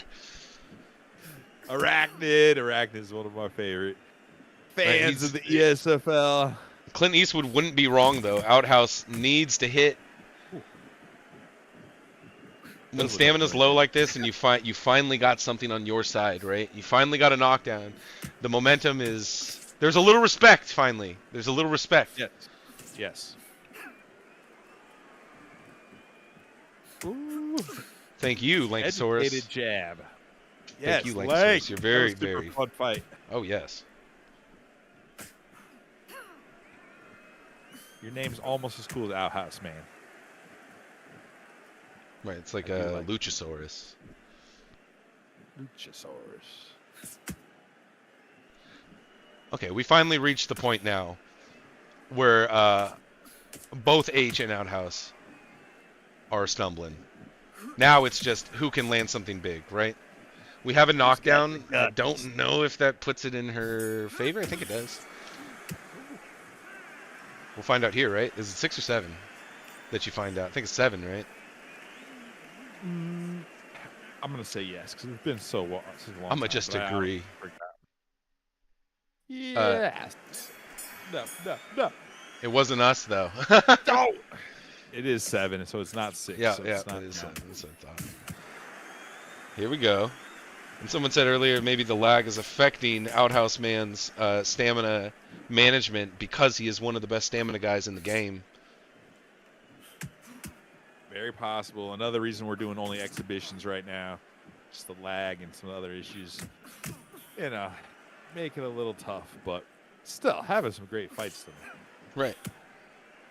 So we had a couple Etch-a-Sketch moments where you had to shake your screen to get them to refresh, but all in all, aggressive fights. I don't know. I like this game when guys are trying to hit each other. I've had plenty of fights where guys are playing Amir Khan and moving away from me. No fun.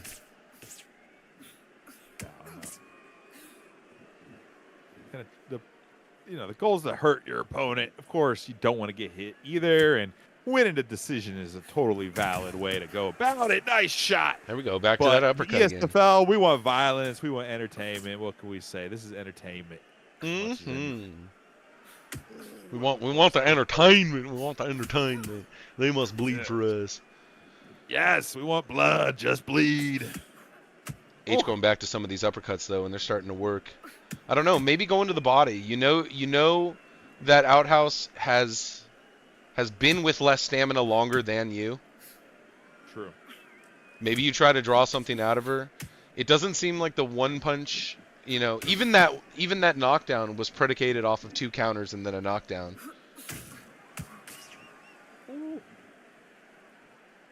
Like Outhouse Man, I don't know, is just slamming through with the Roy Jones overhand right and crashing.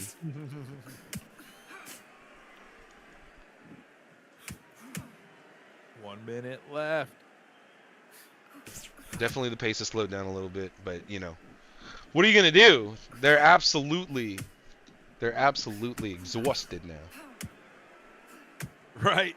Like Arachnid was saying earlier, they've been throwing from jump. It's true. Even then, I was kind of surprised how quick McCaskill gassed out, but Yeah, round 5, right? Beginning of round 5 already came out. Wow, huge counter power jab, interrupting her. honestly, Franchon could just only land those power jabs the rest of this fight, and it might behoove her to do so because she could not get hit and just keep hitting back without being touched the whole time if she just relied on that a little bit Real more. interesting trying to like get into that phone booth fight again, right? Because the 2 best shots of this fight for H have been, and 3 now have been outside shots. Yep. True. Just the love of the game, loves to mix it up. I think H really wants to land a big right uppercut and get the knockout. That's probably why. And I can't blame him for that. So if you wanted to fight real smart, I would just stay on my back foot and just keep landing that jab because it's landing nicely. But I got a feeling Zed, a.k.a. H, a.k.a. Franchon, wants a knockout. That, of course, may play right into Outhouse Man, though, who already took advantage of a little bit too much aggression early on. Do you, I don't know, and maybe someone in the chat will know this, but is there an advantage to using loose foot movement in the pocket versus, because I only use it when I'm playing someone that's going to outside fight. Somebody I know I'm going to be working off the jab a lot with, and probably a lot of moving shots, less like swing and bang. So I'm wondering, you know, you take more damage and you use more stamina with the loose foot movement, and if that was going to be, you know, H's strategy, maybe not doing that. Great point. But you do more damage, so maybe that was what he was betting on. There's that speed and there's the doing more damage. I figure most people will use it, the reason you do. Ooh, nice shot. For the footwork advantage. But the damage advantage is pronounced. But so, of course, is the damage you take. So it cuts both ways, for sure. Maybe he thought he could just use the incredible power. Nice left hook. Yeah, just take incredible through it. Power and just power through it and just do so much damage it didn't matter. Wow, Outhouse Man is game though. He's not giving up at all. Not at all. I mean, definitely pretty husky-dusky going into these final rounds. It's going to be, you know, two-punch city for most of the rest of this fight. I don't think anybody has an extended combination in their bag unless, like right there, you know, they can throw the third. Definitely leaves them very vulnerable. Oh my god. Woo! Talking about how slips are hard to pull off, but there you go. Perfect slip and then that was a slip counter, huh? Yep. It's a slip party. Ooh. Gotta get your own catchphrase now. To get you're right? It's time for slip and slide. I was trying to come up with something like that, but I totally failed. You know what? When it hits, it hits. Everybody will know. Everybody will know. You'll see chat light up, go nuts. Slip and slide. Nice job. Funny enough, turned into more of a tactical battle at the end here, huh? Mm-hmm. Definitely, 100%. It's like day and night, both of them. I mean, not by choice, probably. They had to force to change the plan, but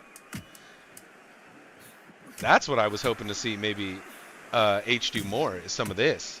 Look how effective he is on the outside. Super, super effective. Can you imagine this with stamina?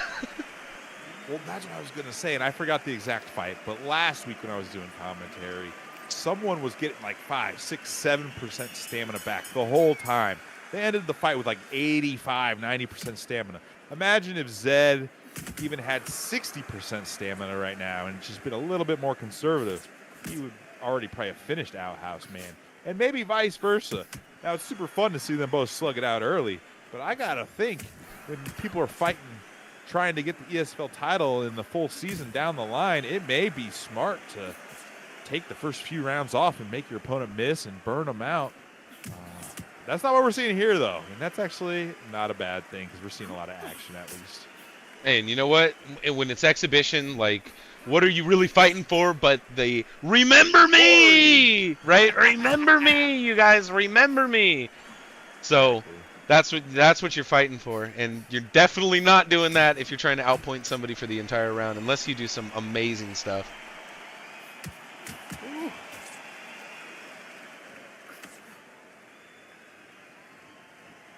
Let's be honest, who doesn't like a finish?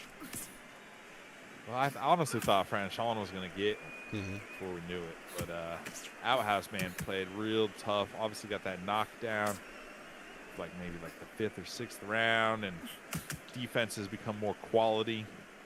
That's what I mean. Nice. Super calm. Even though things were going against Outhouse, man, stayed super calm and decided, the knockdown doesn't matter. I just have to win rounds. That's the huge difference between playing UFC 5 versus this is you do have time to work with. If you got off to a bad start or got knocked down early, you don't have to sell out and totally abandon your game plan necessarily. Right. Yeah, I mean, you're only looking at 15 minutes in UFC every time, so it's just you have a limited amount of time to work. And kind of to your point that you were saying earlier, that I don't know exactly how judges score, if it's damage or if it's volume or what it is, control. But how they score on UFC, so. Right, for sure. Ooh. One thing that these games do well is get the judging right, because it's always all over the place. Not always, but it's judges in real life can't figure them out either, so. The video game should have some randomness, maybe. I don't know. But damage, accuracy, and strikes landed. I think it's always hard to tell, right? You hit a guy and he goes skating across the ring, but maybe he's not that hurt. Maybe he's just holy crap, that was a big shot. That threw me off my feet for a second. But maybe they're not really hurt. But you're a judge and you go, wow, that sent him across the ring. This is looking like a 10-8 round to me. And they slug it out at the end. They could be at a tough angle where they can't see it all. And, hey, judges got a tough job. I won't say that at all. I suck at judging, whether I'm just watching UFC 311 last night or watching this right now. Not the best judger ever. They don't have an easy job. But, sometimes we could all agree, I think, that judges are corrupt sometimes, though. Corrupt. Boilers calling them out. Man, Outhouse man just has to stay patient here. And what I mean by stay patient is, he doesn't necessarily want to be the one blitzing. Maybe he wants to be the one that gets off first. You throw the jab, you bait something out. Some of his best counters have been, I feel him throwing the jab and pulling the follow-up shot from H and then landing something of his own. Ooh. I think this clock may not be at 1.5x relative speed. What do you think? No, it is at regular speed. I'm counting it. Sorry, I wasn't listening to the last thing you said. This what boxing. Wait a second. Welcome to a real boxing fight, you guys. This a real boxing fight. 30 minutes of chopping. Wow. At least they're getting after it, because if this is a point fight, full on 10 minutes. Yeah, and H has an we had a abandon couple following fights that all lead through, uppercut. so. Yeah, it's not like we're ever gonna look more fights poorly in the mouth. And H is doing a great job of trying to keep the pressure on while the stamina is capped at 20. Basically meaning that jab is like a fifth of the bar, and then a follow-up shot is the entire bar. in chat, what's luck is like, yeah, that's why they gassed out in the 5th round because it's like normal time. I'm like, oh yeah, no duh. Funny. Oof. Come on, someone finish them. I want to see a finish right now. Yeah, H looking for that lead uppercut or rear uppercut. And Outhouse, man, just kind of trying to step in with the straight to get something happening here. There's a hook, but trying to throw that lead or that rear power hand. Ooh.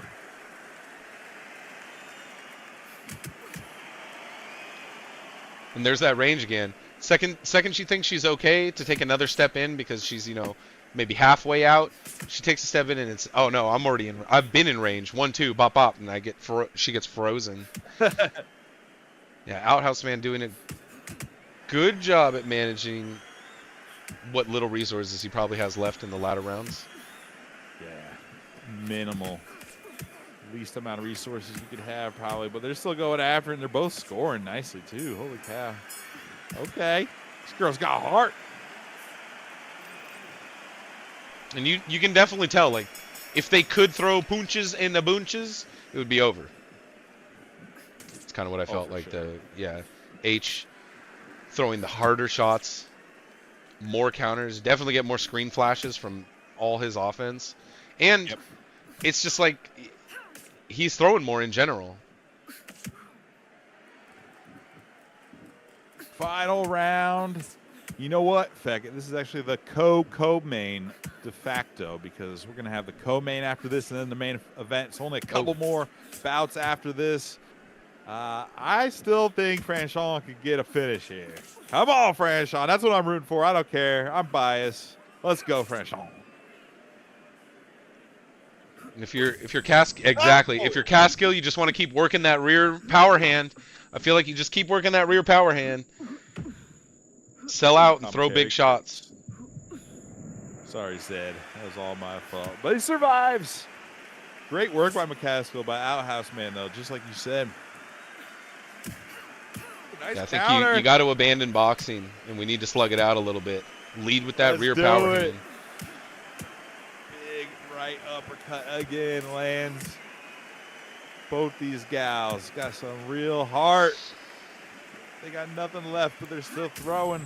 Yes. Oh, loaded up herself, but then caught. Woo! Nice. Yeah. Bam. All right. Nice knockdown by Outhouse, man. That once again, that rear power hand, overhand right to the head, and a little left hook to the body, left hook to the head on the way down. Love it.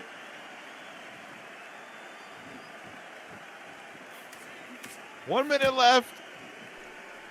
Okay, if you're H here, you're like, I'm winning, but I cannot get finished here. Need more lead power hands. Those right, yes, either the lead power hand or just keep landing that rear uppercut. But you got to set a trap. You can't be one-dimensional with it. You're getting countered with a left hook instead. Yep. Excuse me, rear power hand. Sorry, guys. Yeah, land that rear power hand. Overhand right.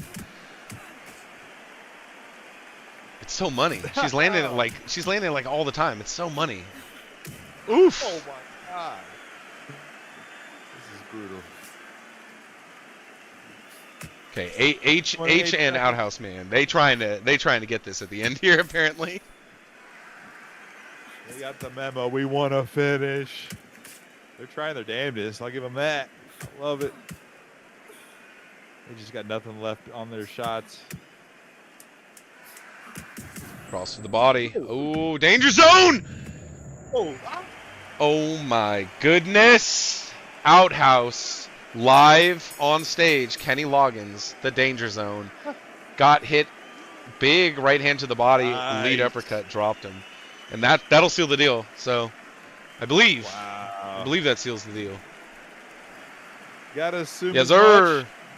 Nice, Franchon. Look how close it was. Franchon. There's a busted 10th round score, but that's a legit victory. That was awesome, man. All considered, that fight actually had a lot of different phases to it, almost. Obviously, Right. We watched 3 whole fights in a fight. But it did. It felt like several fights for a lot of reasons, but super fun. Great work, H, a.k.a. ZR, a.k.a. Franchon. And Jessica McCaskill, Outhouse, man, dude. You're legit. Both of you have a future in ESFL Undisputed, undoubtedly. Ladies and gents, I think that was our 5th fight of the night. Maybe it was our 4th. We only got a couple more here on ESFL Undisputed 5, Arctic Warfare. It's about 15 degrees outside where I'm at. I got about a foot of snow. Hey, if you're on the beach right now, I'm jealous. But I do know a lot of places where usually it's not so cold. It's frozen. So Arctic Warfare. This is our last exhibition event of January. ESFL, we're going to be back in February. Some UFC 5 and with some Undisputed.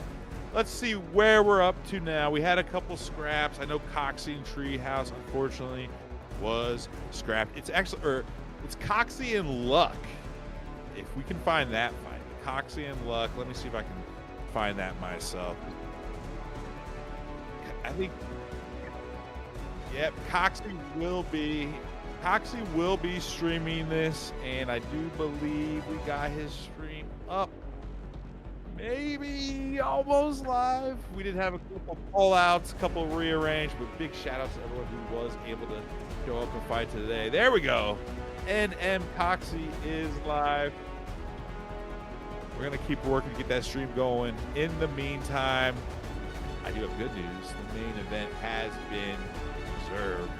We still have Easy Work GG versus the one and only Versastyle. Both of them undefeated. ESFL Undisputed so far. There's no real belt on the line, but the de facto champion of this non-season season will be the winner between Easy Work, GG, and Versastyle. So we'll be headed to that one shortly. Does look like we have What's Luck versus Coxie. Yes, here we go. Coxie with Tyson Fury, What Luck, Larry Holmes. We also get some music. I'm really looking forward to this high quality music there, sir. What about you? It's amazing. It changes my life right now. That's why we have our own music blasting over the top of it. There we go. There we go. All right, gentlemen, go ahead and lock in. Let me tell them this will be the co-main. So this will be a 12-rounder between Tyson Fury and Larry Holmes. Go ahead and Versastyle's helping me wrangle. Thanks as always, Verse. Go ahead and lock, gents. Thank you. This is an interesting one, huh? Tyson Fury. Yes, the big boys. Hey, I have a special place in my heart for heavyweight boxing. I think it's the most fun. Hey, I like smaller guys and gals.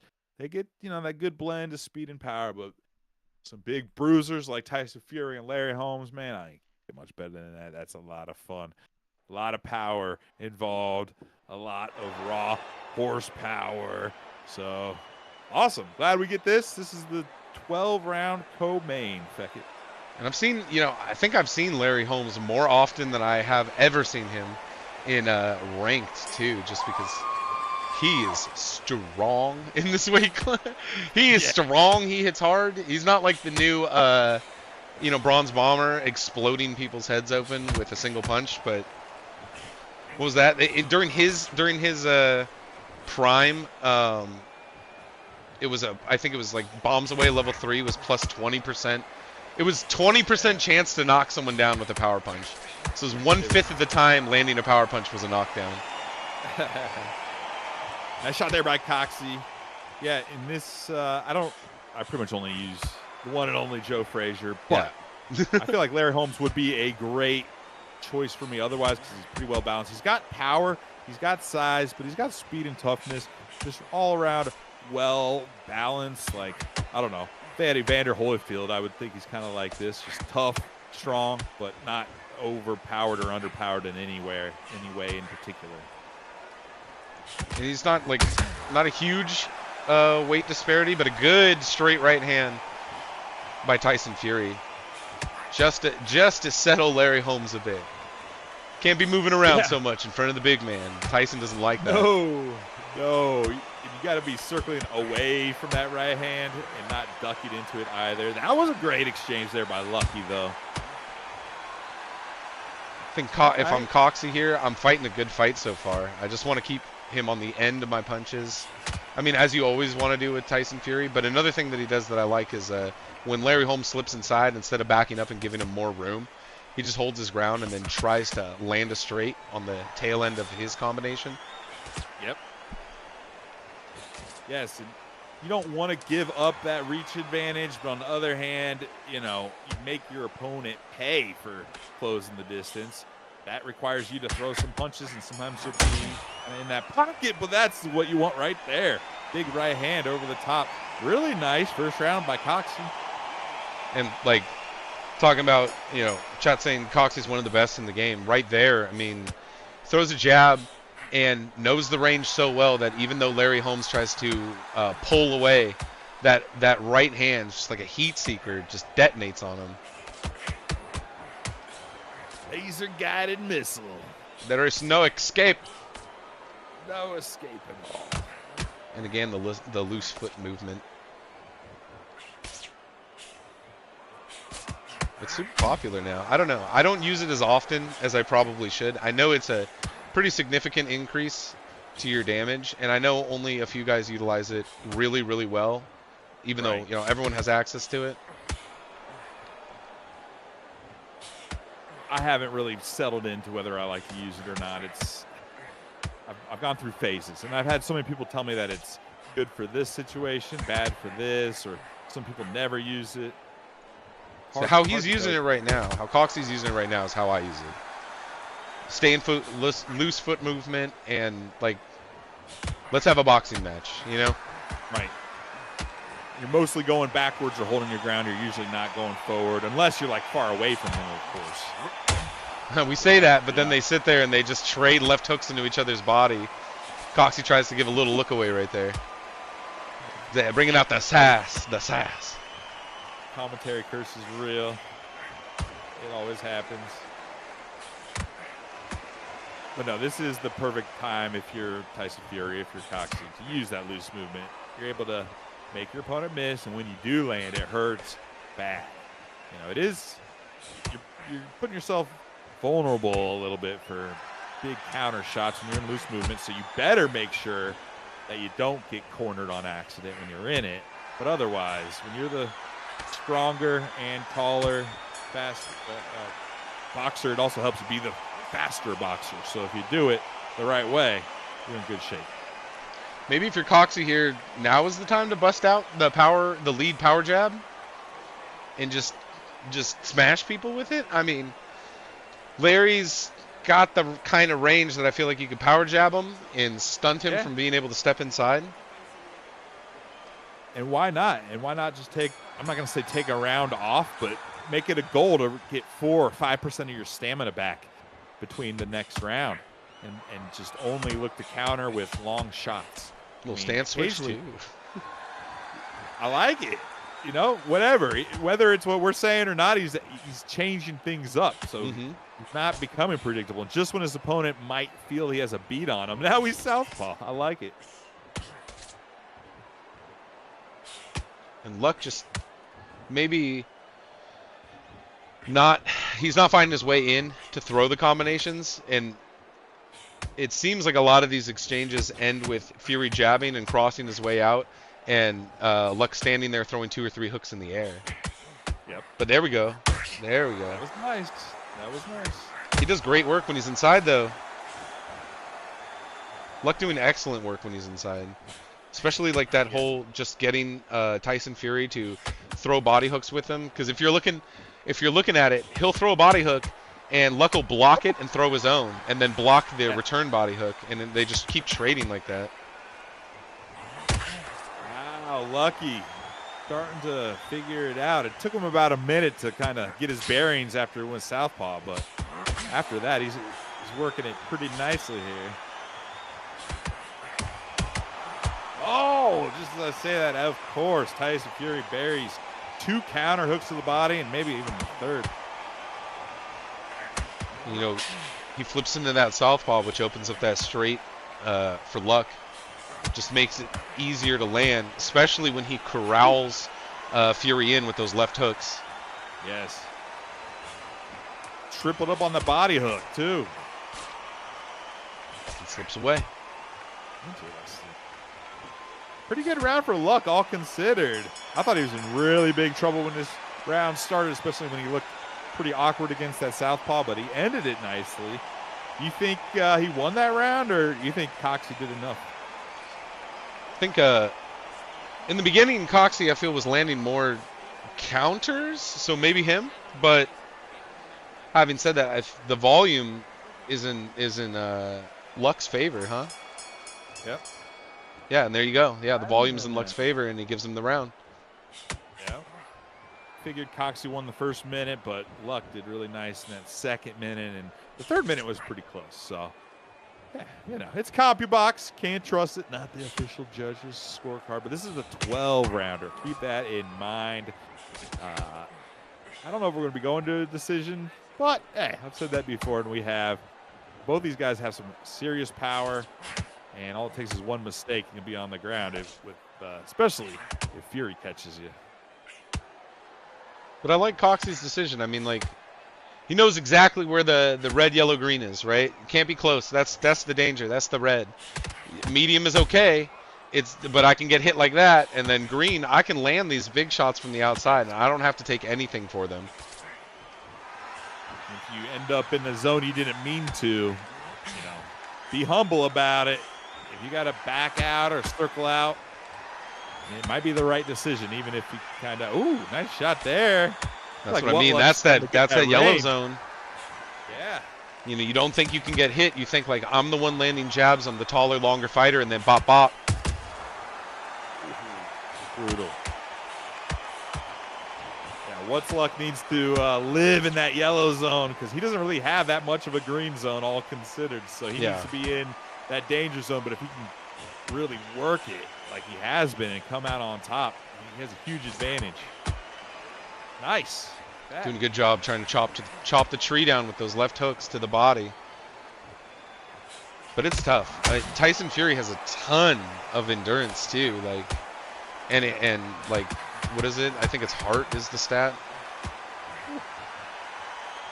They're swinging and banging. Well, they got endurance and conditioning. Do they also have heart? I forgot, to be honest. Someone in chat, is am heart am real stat?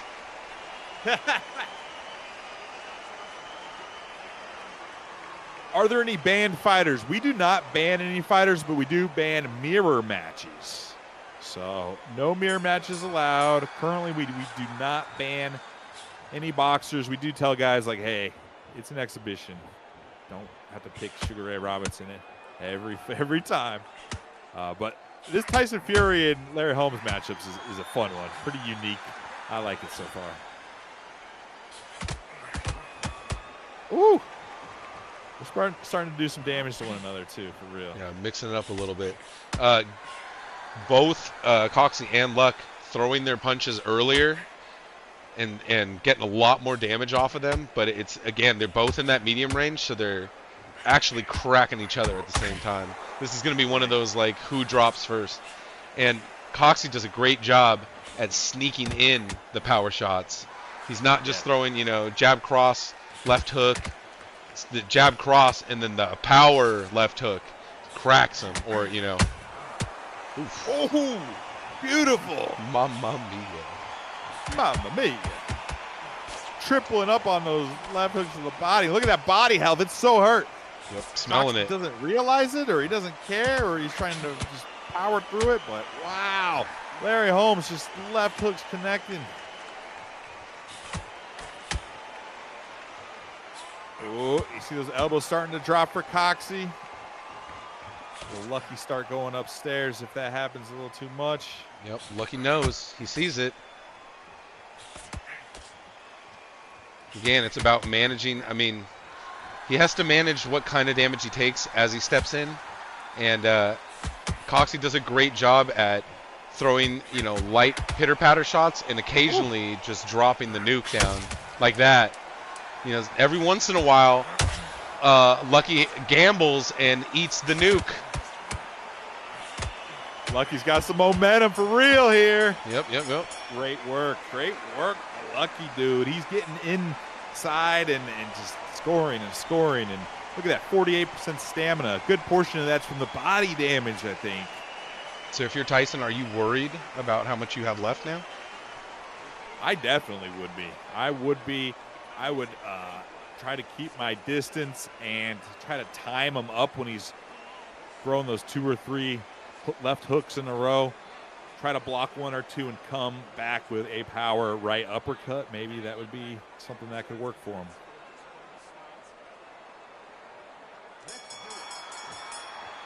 Let's see what kind of recovery we have here. Cox is in the back saying, please stop spamming hooks, Luck. It's boring as hell. I don't think I consider this hook spamming. There's a couple times where it's been close, where there's been like 4 or 5 left hooks in a row. That's a little bit too much, maybe.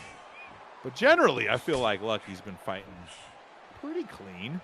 And you know, I do feel like Coxie could back up and land a huge power right if he timed it up. right, and the spam shots are like those left hooks to the body, right? Yeah. But man, they're there, you know? They I are think that's there. the big one. They're there, and it's like you're landing 2, 3 in a row. Your brain almost tells you like, I should keep doing this. So like, Yes. especially when you know, if you're lucky, you haven't seen your punches do too much other than like, you know, getting the big shots off that have wobbled Tyson Fury and stuff. But like during the fight, you're not seeing your punches like stagger this man, you know, back and forth across the ring. So you find something that's working, like the left hook to the body, and you kind of like, yeah, I got to do this. Yep. And he may not realize how much he's hurt him either, because he had Tyson Fury down really low on that body health in the past round. I don't know. Maybe he listened in and he's not throwing those triple, quadruple left hooks anymore. But also, Coxie's moving, so he's not presenting that target either, you know? Yeah, you know, move away from him, right? Move away from the left hooks. But there we go. 2 land. Oh! Trade there. Yeah, see, that exchange right there, I think, was one of those cases where they both got hurt. And because they can't see each other's stats, right? Yep. You just kind of gut it out like, nothing. Agree, 110%. I actually was literally about to say, I wish I could see what Luck's health and stamina right now, because that makes all the difference. All right, Coxie fought better that round in terms of not presenting that target to get double, triple, quadruple hooked. Yeah, And he got a couple good counters back. Ropey here, but all in all, I guess it's pretty decent. He can still keep landing the small shots. I think the thing that's nice about Tyson, right, is you can land the non-power punches and they still just devastate you. Yeah, absolutely, and that's what he needs to look for.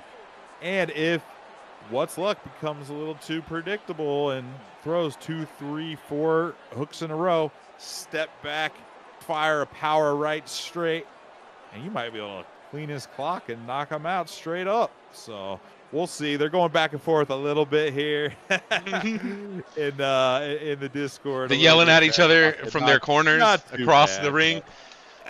Coxie says Luck's a melt. That must be some like UK diss. You're actually a melt. You didn't just say that. Oh my gosh. My God. You said a Close melt. battle here. Right, I like it. Back. Let's go. I never understood UK swearing. They say bloody. I'm like, what? And it's like that's like the F word almost. I'm like, what? What? Not here.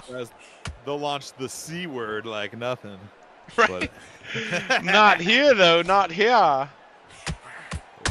Wow, another left hook for big shot. Larry. Luck has got that. Another counter left to the body. Damage downstairs. Now Treehouse is in the Discord. He's crashing out, and he's struggling with it. The Treehouse, who's also in the 8M camp with What's Luck's got his brother's back. I like to see it. There's a Conan O'Brien in the Discord. Just everybody's here. This has become personal, Feckett.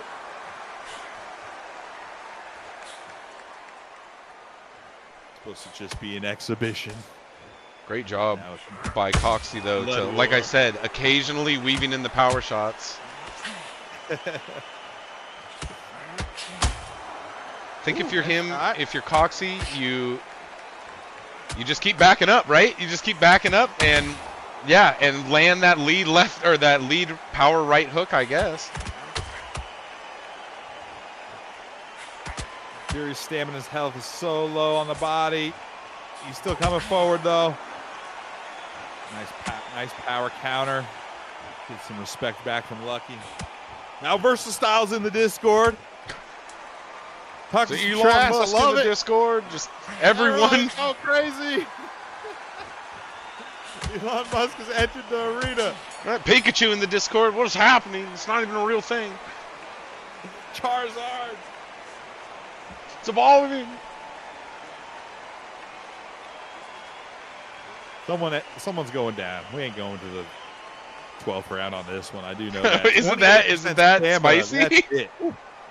Are they getting that spicy that someone's going down? Treehouse says, well, I can't repeat exactly what Treehouse is. This is a PG-13 broadcast. They're trying to be.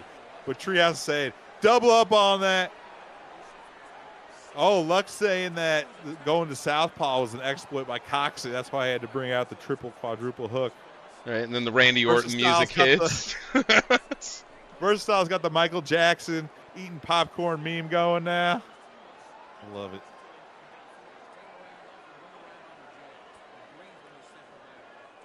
Hey, I'm just glad we got to have this fight. Unfortunately, we had some fights fall out today, had some other issues, but Arctic warfare proceeds. The show must go on, and we're getting some good violence here. Let's go. Let's finish strong. Round 8. Is that what we're calling it? I like that. We're calling this Undisputed 3 Arctic Warfare. Yeah. Ooh. I did or maybe did not ask ChatGPT for a good name of a boxing event during a snow day, and it came up with Arctic Warfare, and I was like, nice. Whatever. That's the. You know what? According to the law, that's legally yours. Yes. There's a couple other good ones, but that was you know, this left hook to the body for Luck is still money, like, all night long.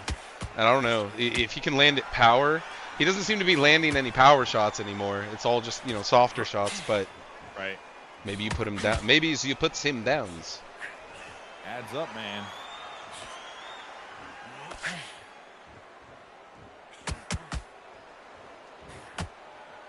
There you go. He's not even doubling up on that left hook, but it's still scoring. H is reading my mind and also trying to echo his last fight. More uppercuts. Well, I like this guy H. You know what I'm saying? He knows. He knows about the uppercut tech. I'm locking him more and more. Yeah, I honestly expected to see Coxey. Ooh. Okay, now we're gonna see something here. What's the recovery looking like? Good blocking though. All of this until the end, and it doesn't even matter. Over the top.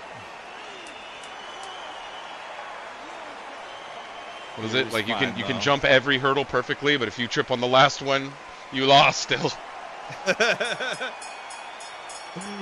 Big shot. Coxey's stamina is just so low, and he's hurt. It's going to be really hard for him to implement any game plan, you know, different type of game plan, but he has to at this point.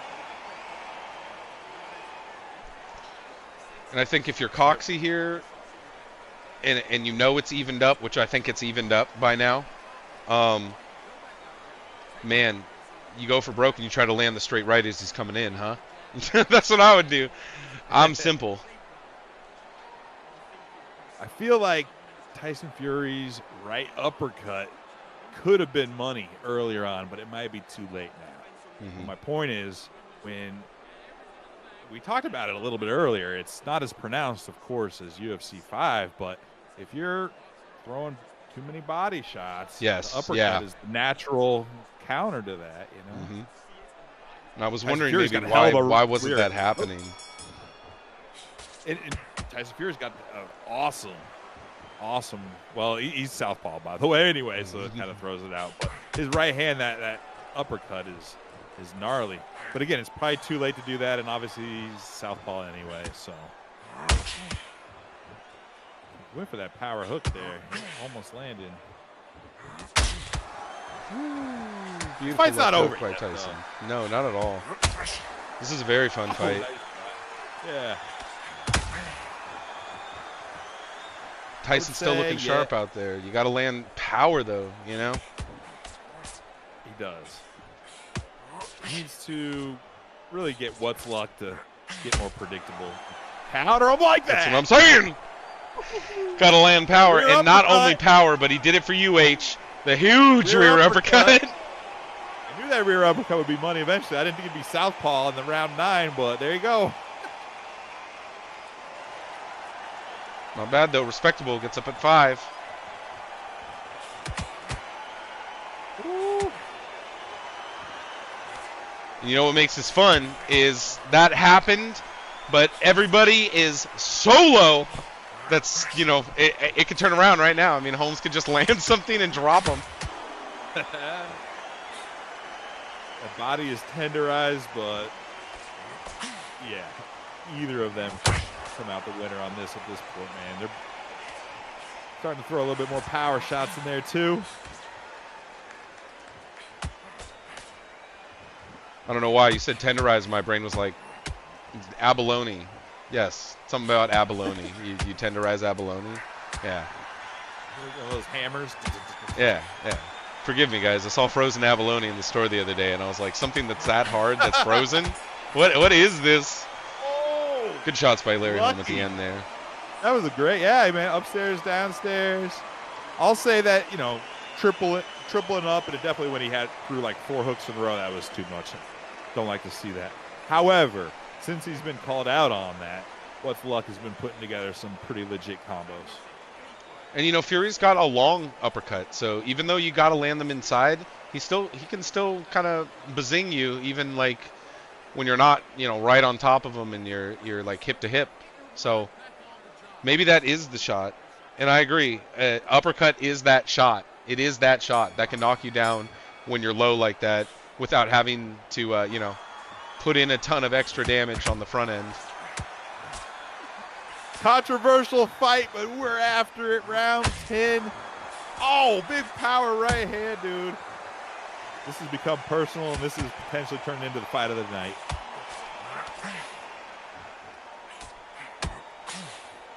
I love it. Yeah, this could be all down to the last round. Good shot. What's Luck has not competed in the ESFL Undisputed yet. So he was a late replacement today, and he put up against Coxie. That's such a tough first matchup, and all considered, dude, he's performing quite well here. All right, got to put some respect on the name right here. Yeah. What's Luck definitely trying to show you guys. He means business. Coxie, you know, ostensibly, according to chat, one of the best in the world. This is where Coxie can show that he really has the heart of a champion. He's got some adversity. Maybe a couple controversial things have happened, but you still got to get out there and win. And a true champion can put it all behind him. See, this is a new fight right now. You win this fight right now. Whoa! Who is that? That's Fury! Whoa! Oh, I cursed the man. The commentary curse is too strong with me today.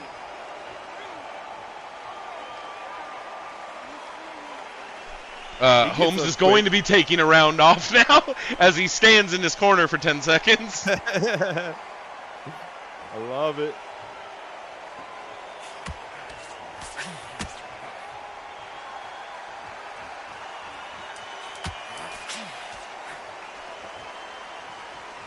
And we still got 2 full rounds after this one. This was not originally going to be the co-main. It was originally going to be 10 rounds, but hell, I think things happen for a reason, and we got 12 rounds now, baby. You know, we're seeing it. Like, when you're this low, hey, any shot can take you out. Like, any shot's going to be the end, possibly. Or at least you're getting rocked. So, I mean, really up on your P's and Q's. And you get a knockdown, you throw the round away. And things are definitely too close to be doing that. Exactly. Man, this chat just gets funnier and funnier in the Discord. Lucky's apologizing, saying he didn't mean to cheese. So he's like apologizing and all this. in between rounds, but he's still out there like giving it his best freaking fight. And he takes a big right hand. It's like the stop hitting yourself moment. He needs to stop apologizing and start fighting, baby. In the meanwhile, Coxie's pissed. I like it. Here we go, baby. I don't know, guys. I like to stay fired up in the middle of a fight. I can't be doing no apologies, nothing like that. Nope. I'm a nice guy. I know how it can feel to be like, hey, I'm sorry, I didn't mean to do that, but you can't be thinking that way. Apologize a lot later, as much as you want. You got to be bloodlust right now. He's working that jab, and then a hook up top is Luck. And that's kind of been his answer to getting inside there. But Fury coming on. Let's see it, Coxie. I like it. I like it. Right, show me why you are that guy, Coxie. And he's definitely shown he is that guy. Huge, huge shots on the outside, allowing him to stay in this fight. And not only that, but put the damage on Lucky in a way that he can't just really tee off. Right. Can't. And that's, yes. Got to set some traps or at least gain some respect.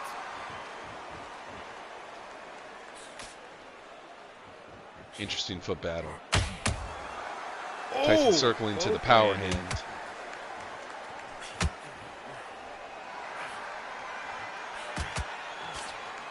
Wonder why he's staying in southpaw. You think that helps his body not take as much damage from those left hooks too?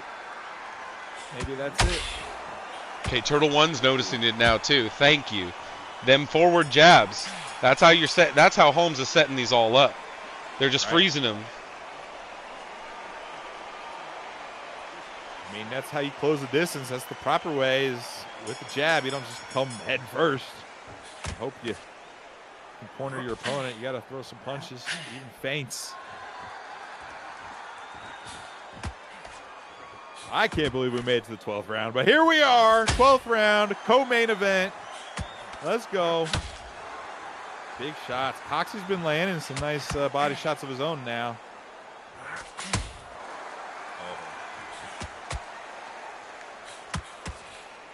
Two walruses slapping each other now. They're just smashing each other. Someone's gonna fall. I have to say that I like that Lucky seems to be getting the first hit off on a lot of these combinations, and it's allowing him to set something up. And Tyson Fury, I mean, to his credit, the reason why that's happening is he's looking for the counter. Yep. I think that's why that lead jab, that step-in jab is doing so much, because he's standing there waiting for the counter, something to happen so he can land something on his own. But you can't really do anything on your own. I mean, when the guy's walking forward and you're playing Tyson Fury, your arms are too long, you throw that hook, and you just spaghetti around him. Oh, my gosh. Whoa! Spaghetti. Hadouken. Right. Slapped the shit out of him, man. Ow. That's right. Put the Parmesan, put the basil on top. That's done. That's done. It's coming out al dente, but you will enjoy it, and you will pay full price with tip. Yes. 25% tip. 25. You're a madman. My goodness. Never gone above 20 in my life. No, I don't take 25. Oh my goodness. Money bucks over here. Oh, I've never gone above 20 in my life, and that's when I felt like I was, being treated as a king. Good round. Good way to end the round, but yeah, you got to give it to Luck at the end there with all those knockdowns. Maybe winning that by 2 rounds, or well, not 2 rounds, but 2 points. I think maybe that's 3. About right. Let's see if they show it. Is there a 12th round glitch if it goes to the 12th? I don't think so, but we'll find out if they show it. Okay. Winning it by 6 rounds. Goodness gracious. A lot more than we thought. Yeah, man. Okay. 2 10-8s in the last 3 rounds make a huge difference, of course. Wow. Fun fight. Controversy, for sure.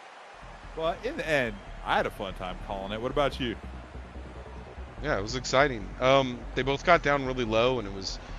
I mean, that's the nice thing about heavyweights, right? Is like 20% stamina is not the end, right? Like, True. we still got a fight ahead of us. As long as one of these old boys can hit each other, we still got to fight ahead of us. It's a little bit tougher. You know, you're playing guys like I was playing Caleb Plant earlier, and like that's a guy that when your stamina starts draining, you need to get out of there quickly because he needs those modifiers. He needs to be able to hit the combos and all that stuff. You can't rely on one punch power. But that was fun. I thought Luck did a great job at not letting the chitter chatter get to him. Right? Yeah. I thought he was getting psyched out there, but he was able to cut down the hatch a bit, right? For sure. And hey, there's a lot to take from that, but what I'll say, kind of to finish it off, the power punches. Luck was like 60% accuracy, and he only threw like 20. So when he threw them, they landed. On the other hand, Coxie landed 40 power punches. They did some good damage, but he threw more than 100. So, not horrible accuracy, honestly. 40% plus on power punches ain't that bad, especially with Tyson Fury. But the overall speed of Holmes and using those power punches only when he needed it seemed to make a huge difference. And the heart, okay? The heart. I don't know if that's a stat, but the heart, you guys, the heart. Super fun fight. I think I'm going to have to get those guys to match up again somewhere down the line. There's some bad blood, but hopefully you guys both had a good time. All considered just an exhibition, just having some fun. Guess what? It's time for that main event. Beckett, you ready for this? Yes, All right, man.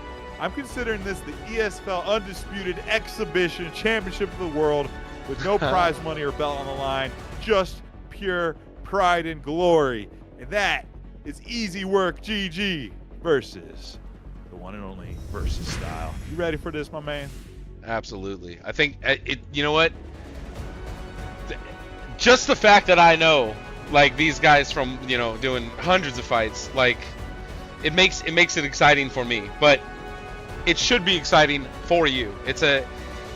First of all, it's Crawford and Leonard, which is, that's a great fight already. Then you take into account that the guys that we got fighting are two of the top dogs, at least in the EA UFC world. Yep. Yeah. Versastyle ended up in just outside the top 10 of the PlayStation, but he joined the season partway through.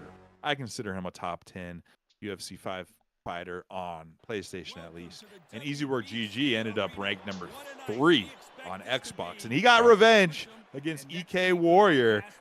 He beat him in UFC, but Warrior was slightly ranked above him. Easy Work GG put him away. Also got a win last week. So both these guys 2-0 on this little exhibition side season, whatever you want to call it, for Undisputed, and they're naturally, the best main event we could have made today, and I'm really glad this main event did not fall through, and we got it today. Beckett. And there's something about taking two guys that I've seen fight a lot and bringing them over to a new medium. It's that fun of when you join the new game and you're like, everybody's like me, like we're all in the same boat, just trying to figure this out and find what is the best and what the meta is and all that stuff. I know that there's a pretty established way to fight at this point. There is a meta, I guess you could say, but it's fun to see two guys that I know very well in UFC fight in a different medium where, hey, maybe the roles have reversed, or maybe there are new guys in the wing that are even better, or maybe these guys are still just as good as we thought they were. I feel like the latter is the case. They're both really, really good, and it makes sense. There's a pretty good translation between UFC and Undisputed. Not a perfect translation by any means, but if you know how to manage stamina, manage damage, manage range, and use your fighter's attributes well in UFC, you could probably do some of the same stuff here. Right, fighting's fighting, huh? Exactly, and these guys got great reaction times. They're no slouches there either. This is how I like to see Terrence Crawford play. You just poke him with jabs. Whenever I watch Terrence Crawford fight, it's always like he's poking the beehive with the jabs, gets you to step in or step off into something, and then he crashes you. Yes, for sure. I think Easy Work's going to be able to work that style quite nicely. But beautiful work by Versastyle, all considered. If anyone has the speed to deal with Crawford's great defense, it would be Sugar Ray Leonard right there. It's funny in a lot of ways when I look at this fight on paper, not just Versastyle versus Easy Work, but Crawford versus Leonard. It reminds me of like that Errol Spence versus Terrence Crawford fight. You got a guy who's fast, who hits hard, maybe is a little bit of a pretty boy, yeah, a little bit, but he's slick and he's good. And like, then you got a guy who is very hard-nosed, in Crawford. You got a guy that definitely is willing to trade one with you to get one. You think about like that final combination. Wow. Think about that final combination between Crawford and Spence, where Crawford's throwing an inside tight hook and he gets absolutely decimated by a hook. Doesn't even show on his face. He wobbles a little bit, but Errol Spence crumples to the ground. Yep. That's a classic. If you guys haven't seen that, you got to go look that highlight up. Maybe I'm not on TikTok since TikTok shut down for now. Ooh. Can't even get on there with VPN. I tried. Really? Yeah, That's you crazy. can't do it. Go I mean, away. at least in California, you can't do that. They say no.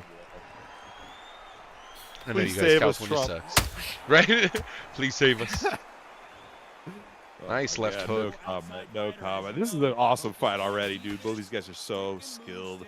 Love Sugar Ray Leonard's lead hook. Real Oh my nice. goodness. Ooh. Yeah, everything coming off that lead hook, and he does it in that way where he does the lateral step, and then sometimes he just throws it, and every time Terrence Crawford seems to get plowed by it, and just shy on those body shots every time. It's like the third time that he's just swinging at air. Oh, great work there by Easy Work, aka Crawford, man. Mm-hmm. Both these guys have had some great moments, and just as it seems like one of them's getting a big advantage on the other, it's back and forth, seesaw. I love it, man. Versastyle giving him the look away taunt, just a little one before engaging him again. Easy Work trying to stay calm here. Versastyle's like one of the nicest guys, humble, really cool, all that, but like I see him taunting a lot in fights. It's hilarious. It's like you have the quiet, well-mannered guy, and he's actually fighting. He'll talk some trash. And why not? He's at the top. When you're at the top, you're not punching down, you're just punching out. Anyone can get it. Anyone can get it. There you go. Close fight so far. Do you think either of them has an advantage at this point, man? This, one thing I dislike a little bit about what Easy Work does is he backs all the way out, right? He gets all the way out, and it gives Leonard that time to reset and pick up at range again. Maybe Leonard's winning this fight. 5% stamina return for Crawford on the first round and the second round. So look how much stamina he has. Hard to know what Versastyle stamina looks like, of course. There's a pool party. Shout out to Rob. Yeah. Make him miss. Make him miss. Especially a 12-rounder, dude. You can play it kind of slow. Maybe if I'm Crawford here, I'm leading with the jab to the body more often. But if H was here, he'd say, hey, uppercut. Uppercut. Enough said. Uppercut. That's how I do it. See, I'm slowly becoming enamored with just because uppercut. I approve. Oh, there it is too. By the last row. Nice uppercut by Leonard, but Crawford stops him short with a power straight right. And that's Crawford, man. Like, he's got power like Leonard, but he's definitely got the toughness in the power. You can just eat a shot and smash somebody just like that. Yep, that was exactly. This has been a very competitive round between these two. I agree. Very competitive round. Nice left hook to the body. Nice step off left hook by Crawford. Trying to double up on that jab and make his way inside. If I'm Crawford, I feel like I just want to maraud here. Yep. Oh. Great work there by Easy Work.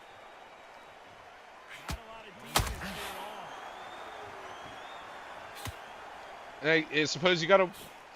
It's Leonard's comeback shots mainly that not overhand right, but that right hook and the right uppercut. Yeah. Both of those are landing all the time. But maybe if you're Crawford, like I said, you're tough. Maybe you're not worried about those. And he seems to recover well. He ate like a huge right hook and a bunch of jabs, and he's still at half head health. But his overall head health, I guess, astonishingly low. Starting to chip away, slowly but surely. As always, can't see Versastyles, so it's hard to do a direct comparison. But another 5% stamina gain for easy work, but I think he took a little bit too much on that one. No, I mean, Copybox gave that to Crawford as well. I was going to give that one maybe to Sugar Ray, but generally speaking, I think Crawford easy works winning. But I might have given that round to Versastyle. I don't know. I was with you. I thought Versastyle might have done enough to win that last round, but overall, Terrence Crawford definitely winning just because of the power. Yep. He's just landing the harder shots. Stamina management's higher. Easy work doing a great job here. I still don't like that he pulls all the way out. You know, it's like if there's a chance for Versastyle to really do good work, it's on the outside, boxing this man, right? If you're in that yellow zone, as we were calling, nice shot. If you get that momentum, like you make your opponent miss a couple shots and you're within punch distance, you definitely don't want to back out. That's your opportunity to hit.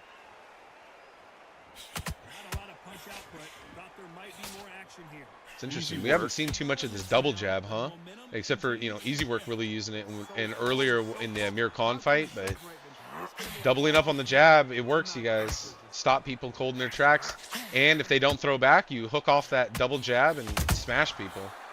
Exactly. Great starter. And of course, that's why you work behind the jab, because it works your defense and offense, and then depending on what your opponent does, you can, change it up from there. And it's different, right? Like in boxing, you're using the double jab to sneak your feet in, but in this, I mean, you're still kind of doing the same thing. You use the double jab to work yourself in and try to get into your power range, but also you get that hit stun off. Exactly. It's all that, as well as seeing if you can bait big shots from your opponent too. So you can counter them. It's all those things and more. There's Versastyle. It's interesting. Crawford, I feel like does a great job right hand forward. But it is what it is. He's like, 6% stamina. 6% stamina return for Crawford there. There's no way Versastyle got 6% back on that one. Yeah. And I just feel like Crawford's more judicious, more accurate. Not that Versastyle's inaccurate or sloppy, but if Crawford's winning on the scorecards now and he's being more accurate and saving the stamina, that's really bad news for Versastyle. It's almost like he's too accurate, right? Like he's waiting too long to find the perfect shots. So it's like he never misses, And as beautiful as that is, that Versastyle just never seems to miss, his output is much lower. That's a trade-off. You really got to think about. Now in a 12-round fight, it's not as big a deal. But if you're in an 8-round fight on ranked, you can have great accuracy and tons of stamina, but that's not going to matter if you lose 6 rounds straight up, And if these guys are playing ranked all the time, maybe you get used to that 8-round fight mentality. Who knows? I really think so. Like, you have to consciously nice right hand. You have to consciously remember, hey, I need to adjust my pace. This is not 8 rounds, or at least I think you should. I mean, it happens to me all the time in UFC still. Is just, you're playing 3-rounders with your buddies all the time, and then, like, you get in a rank and forget that you're champion, so you have 5-rounders all of a sudden, and you're just absolutely spent. Speaking of absolutely spent, Crawford throwing lots of punches and moving into that loose foot movement, but still in the orthodox. I don't know. I mean, some guys maybe just fight better out of orthodox. Like maybe Easy Work just feels more comfortable out of the orthodox position. I don't think Crawford has a huge drop-off, though. That's something I got to do more research on, to be honest. What is that drop-off? In UFC, it's pretty pronounced unless you got a good switch stance stat or whatever. Not huge, but enough to make a difference. I don't know what it's like in Undisputed, to be honest, because I see a lot of people switching stance like when I don't think they should, so I'm almost wondering if there should be a bigger penalty or not, but kind of talking out my ass, so. Baron makes a good point, though, and that's kind of, I guess, why I'm maybe a little confused, is like, I kind of know Versastyle to be like a banger a little bit, you know, especially in UFC. Right. So like, he's taking a lot more time and picking his shots here a little bit more, and maybe it's what's getting him behind in the rounds. Still got a long way to go. This is just the start of the 6th round. So. Right. I mean, he can pick it up right now, and he'll win this fight. So, you know.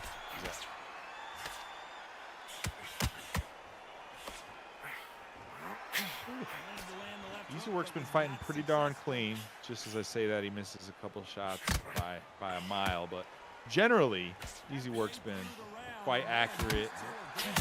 Mixing in power shots with good jab counters like that. Ooh, almost clocked him with a huge overhand right. Looks like Versastyle might have keeped that. EasyWork really, really likes to start his combinations with that step off left hook, that left lateral movement left hook, and like it seems like Versastyle has scouted that a little bit, and he lands that power right on it. And he just gets him turning right into it. And it's happened 3 or 4 times this round. Ooh. Yeah, one thing I like about boxing, about this game, is, oh my gosh, huge shot. He's hurt, and he comes back with his own power shot. Versastyle is not scared, but now he's against the ropes, taking big damage. Wow, these guys are throwing! Holy cow! And he lives, and he lives. That was absolutely insane right there. That was awesome. That's making Boilers highlights as well, that little segment right there. That was beautiful work, dude. Do you remember Scott Smith, I believe that was his name, who was so hurt by that liver shot in old school, like Ultimate Fighter, UFC? Yeah. Mm-hmm. He fired back when he was, that reminded me of that. Like, it looked like he was about to get knocked out, and he just fired back with everything he had. Versastyle did there. Awesome. We got Keith Jardine, Scott Smith call outs tonight. Like, holy right. cow. We'll get all the ancient fighters. You know what I'm saying? Let's get Carl Parisian mentioned in there somehow. Yeah. I love it, man. Nah, I miss Carl Parisian. He was a savage. Oh my goodness, what a right hand by Versastyle. The game looked amazing with Verse backed up against the ropes like that. Baron Von Jedi says, yes. That's why I did not fake any of that excitement right there. That was very legit sequence. Oh, yeah. Back and forth. Looked really nice. And you know what? Like, way to stay in that and throw your own stuff back, too. Like, that's huge. I mean, when you rock somebody and then you're like, man, this guy is at least good enough to throw back. In your head, you're thinking like, well, maybe he's not as badly hurt as I thought. Maybe I just got a wobble. True. You got to think twice for sure. Din Thomas and Matt Serra. Matt Serra's famous gym, the Serra Longo BJJ and Pizzeria. Hey, right? I always feel like that's what it is, right? Welcome to Serra Longo's, the MMA and Pizzeria. My sister out back makes the pizza. You want a pie? Yeah, shout out to Marab, part of that crew, dude. Baron Von Jedi says he was taught under Din for a little while in Florida. That's freaking awesome. Right, pasta pizza and jiu-jitsu. That's exactly what I feel like is happening over at Matt Serra's gym. Nice. 7th round is in the books. Heck of a round. Crawford's still getting 5% of his stamina back. I swear, almost the entire night, we didn't see anybody get 5% stamina back on any round. Maybe like once or twice. But EasyWork GG is just so perfectly tuned in with his stamina that he's having some volume. He's doing some damage. He's even throwing a couple power shots, but he's still getting great stamina return in between rounds. That's awesome. That's veteran, and that's champ-worthy stuff right there. And a lot of guys, too, tonight have been rocking that one perk that beyond round 8, like you get less stamina back. And so, like, just being judicious with it is nice, you know, especially when we came off that one fight. Oh, my goodness, what was it? McCaskill and a female one, yeah. McCaskill. But McCaskill was, you know, drained by round 5, and that was just like, oh, my goodness.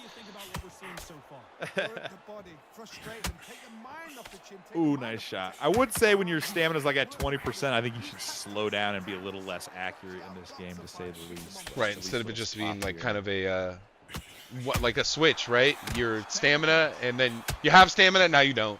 Now you walk slow. Right. Throw one perfect, super fast and accurate punch, and then you're totally gassed. Just keep doing that over and over. And it's really the accuracy and sloppiness that goes when you get really tired. But anyway, I digress. Hell of a combo right there by Crawford. Both of them are still doing damage. I feel like Easy Work's starting to maybe gain an advantage, but just to say that, Versastyle lands a nice couple shots too, man. This is a hell of a fight. I like it though. Versastyle is starting to open up a little bit more during the exchanges, and he's landing more than one punch at a time, 2-3 punches, because he's always been throwing 2-3 punches at a time. It's just not like he's just not been landing. Partially, I think, like you said, some guys just have weird hitboxes, and Crawford is one of those dudes. When dudes are taller than you, it's hard to hit him. Exactly, dude. Exactly. It's something that hopefully they'll improve upon a little bit. Hitboxes being a little bit wonky, but whatever. We're having a hell of a fun time tonight. Easy Works on the right, Versastyle on the left. This is our main event. 8th round, almost done here. Big power right hand by Crawford, but look at Crawford's head health. He's taking some damage, no joke. They both have put it on one another pretty good here, 8 rounds in. I do love these combinations by Easy Work, though. I mean, just like they're fluid. They're not hook, hook, hook, hook. You know, little jab, cross to the body, left hook to the body, right hook to the head. Like, and they're unique and different. He's not just throwing the same 2 or 3 combos over and over like a lot of dudes do. Nice shot. They're all, each punch is specific and thrown for very, purposefully. He's not just button mashing. Let's just say that. I'm not gonna get any complaints in the Discord. Why you hook spam? Hook spam into the body. What was the latest compy box? I forgot what it was already. That's a great question. That, you know what? Absolutely 100%. One of these dudes in chat is gonna be like, you jerks. You jerks. It's this. Anyone wants to sign up to do ESFL? Nice headshot. Go to our Discord. You can sign up to be a commentator. Also send me a DM. We are actually looking for a couple new commentary members to join our team here in a month or two. So at least so that I don't have to do both things at once. Right. Yes. Although, in fact, you're kicking ass tonight, my man. So. What special guest appearance? The one time only. But Once just for every Arctic 5 Warfare. years. Exactly. Only. I'll see you guys at Arctic Warfare 2. You know what I'm saying? All right. 5 years from now. Every 5 years, we'll get you out here. Exactly. Nice shot by Leonard. I like if Versastyle can just, because we don't know what his stamina is, right? But the pace is high enough that I think you can wear Crawford down. Yeah, Crawford is at that point now where by the 3rd punch, he's pretty much gassed. Ooh, nice comebacker with that straight right by Versastyle. Is Versastyle is he gassed? Is his legs stiff? No, I don't think so. I think so. I think he just got stuck there. Every once in a while you get stuck. There we go. My stiff-legged. Goodness, though. My goodness. 89 to 82 Versastyle. I mean, Easy Work GG as Terrence Crawford. Oh. I could believe it because let's just say the damage is equal. Yep. I feel like Easy Work's just been a lot more accurate. So if that was the tiebreaker, I definitely give it to Easy Work. And in terms of the damage and power, Easy Work might even be a little bit above on that. Versastyle's done a great job hanging in there. But here's the question, is it getting into Versastyle's head right now? Because he did not start this round very well. He's kind of taunting, but he's also taking shots. And he got double weaved and then jabbed out of nowhere. Yeah, I saw that. It's like insult to injury. It's just like, you got to throw something back when he's doing that. You can't just stand there. Those are the type of mind games, and you're kind of like, huh. This is where he can do some damage, though. Right here. I mean, both of these guys, when they got the other one stuck against the ropes, it was bad. Ooh, nice right hand. doubles up on the hook to the body. Dude, this is definitely the best fight of the night by both guys. Like both guys, tons of skill, back and forth. I can see what Easy Work's winning. Yeah, you're right though. Now, but he's got Gumby legs.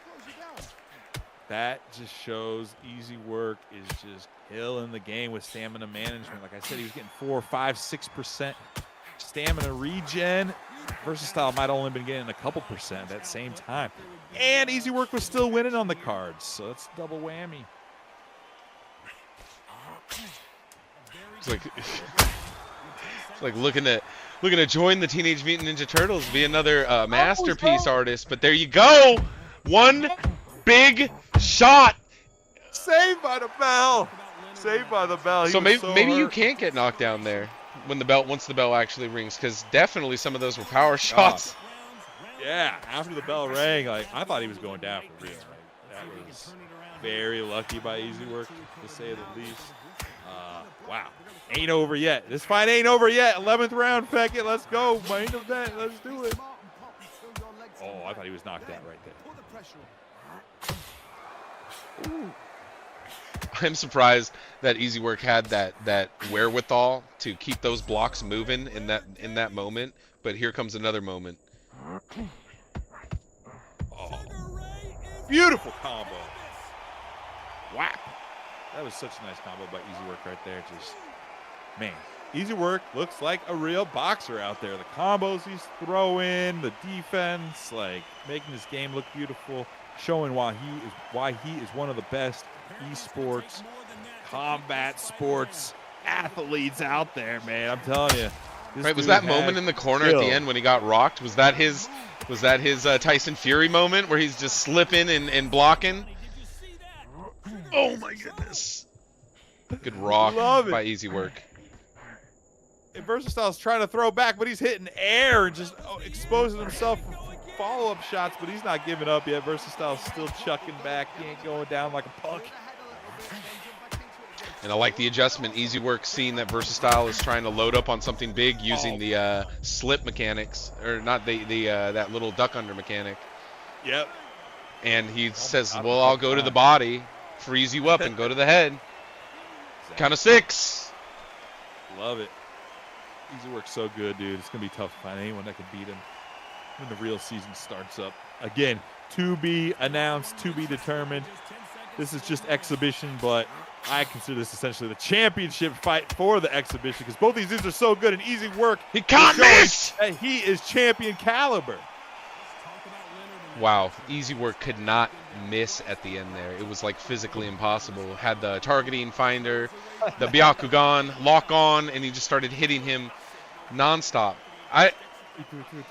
You just got to keep hitting combinations like that, and you know the stamina difference alone is going to be the end of you. I think that he's the only one that's done it tonight. Kind of keep that stamina to the end and just unload at the end. When you have tons of stamina, your opponent is flat-footed, and he's been doing it, and it's been paying off. Maybe what you were alluding to earlier, like he got it in his head. This is the 12-rounder. Yep. Yeah, this is not the 8. This is the 12. We've got to. I can literally overwhelm this guy in 2 rounds. When he's, gasping for air. Oh, my goodness. And he goes into his final form, Frieza style. Oh, no. Right? He was, for a second there, he was southpaw, and I thought he was about to freeze a final form. Nice shot. Easy Work. He's going for that kill right now. Sneaking in those body shots. Goodness gracious. So nice, Beckett. Woo. And absolutely swarming him. Double uppercuts to the body, hands come down, left hook, and an uppercut to the head, and then goes right back to hooking the body. I'm telling you, I think the best fighters in ESFL will be a lot more judicious and careful with their stamina in this game compared to UFC 5. 100%. I mean, if not, at least cognizant of the fact that, like, hey, being low stamina in this game is the death sentence. Like... Boom, boom, boom. Just absolutely mauling him. Face down.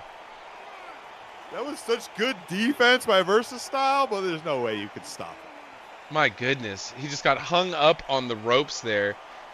Straight up. Just Tom Cruise, eyes wide shut. Like, there was nothing going on there.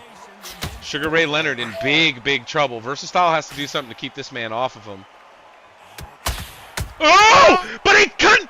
No! I was just about to say Versastyle survives the fight, but I don't know if he's gonna. That's all right. He went out on his freaking shield. Get up! Count of 8! Wow. Hey! But hey, give it to him that he saw the end. He saw the end. Respect both you guys. Awesome freaking fight. That was absolutely worthy of the main event. Versastyle's a stud. Easy work though. Holy cow. Can anyone beat easy work?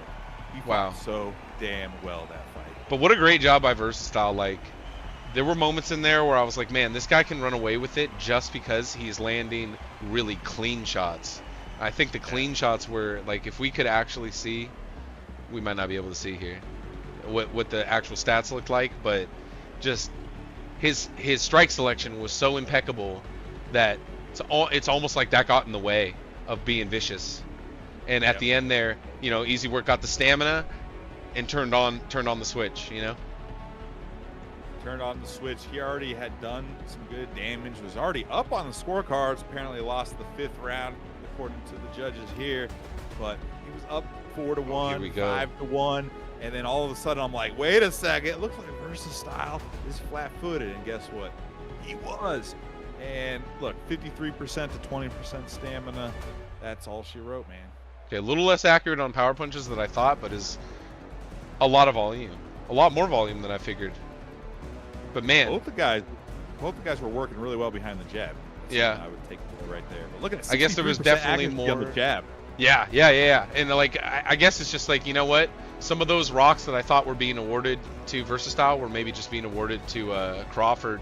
There was a lot of exchanges, right? So if I had to nitpick a little bit, both these dudes are studs, by the way. So both of them kick my ass. But look at that power punches by Versastyle, only 29% accuracy. Don't want to see that. And that could just, I mean, that could just be attributed to the body work and power punching of Easy Work GG, going to the body early and often, a high number racked up, almost like we're all nearly double, you know. Wow, that was a great way to end the night, huh? Awesome way to end the night. Awesome way to end the 3rd week of exhibition fights. We're going to take a few weeks off, come back with some UFC 5 in February, so stay tuned for that. But don't worry, we're just getting started with Undisputed. As more and more patches are added, as more fighters are added, we're going to just support it more and more. Full-on season coming later this year. Here's my question, though. Who can beat Easy Work? Damn, I almost want to know who can beat Versastyle. Easy Work, man. Who can I don't know. Is Easy that Work? fight of the night, I don't know of anybody. I almost want to give it fight of the night. It's definitely performance of the night. Maybe that co-main could actually be fight of the night. I don't know. I'm going to defer to you. This is your first time in the fight time. Feckett, who do you give fight of the night to? I was baiting you to see if you were just going to go for the main. I also agree that I think the co-main. Okay. Yeah. So. I love it, man. No, this was performance of the night. That's probably the best I've ever seen anybody fight in Undisputed, possibly, or damn near. I mean, it was like borderline theatrical. It looked so pretty. It looked so sharp, so nice. You two put on a great fight. Yes, shout out. Versastyle's no joke. And actually, I think the best sequence of the night, and maybe of the all of ESFL Undisputed ever, was when Versastyle was up against the ropes and he was hurt, but he was firing back and he was landing like that. Oh yeah, that's like going to be on every single ESFL Undisputed trailer of all time, right? Yes. I'm going to cut that. Don't worry. I'm going to put that out there. I'll be like, boss man, we need this on the trailer. Perfection. So that'll be memorialized forever. It might take a few weeks, but we're going to get it in there, I promise. So hell yeah, dude. We did it, Feckett. We made it happen. 3.5 hours, but they flew by. No joke. Time flies when you're having fun, my man. All right, if I ever have to do this again, I'll get a camera that works. Yeah. But you know what? Dude. We're gonna have people in here. We're gonna get you some pros. You guys don't gotta worry about it. Not at all. Well, Versastyle survived. Shout out to Easy Work. Thanks to all the competitors that came through. Thanks to all the audience. Dedicated ESFL audience. If you missed some or all of this live broadcast, you can find it on our YouTube archive. Beckett, where can people find you? You find me on Twitch and on YouTube at Feckett. That's it. Fekkket. That's the man. Easy money. Boiler 569. Where you can find myself. I'm gonna go watch some NFL now. I got a day off tomorrow. We'll see how Bitcoin and Trump coin are gonna do. Yeah, we're in a crazy world these days, but I appreciate everybody coming through. ESFL Undisputed 5. Arctic Warfare's in the books, Feckett. Arctic Warfare, Awesome, woo, dude. so chilly. Have a good one, guys. We'll see you soon. Thank you.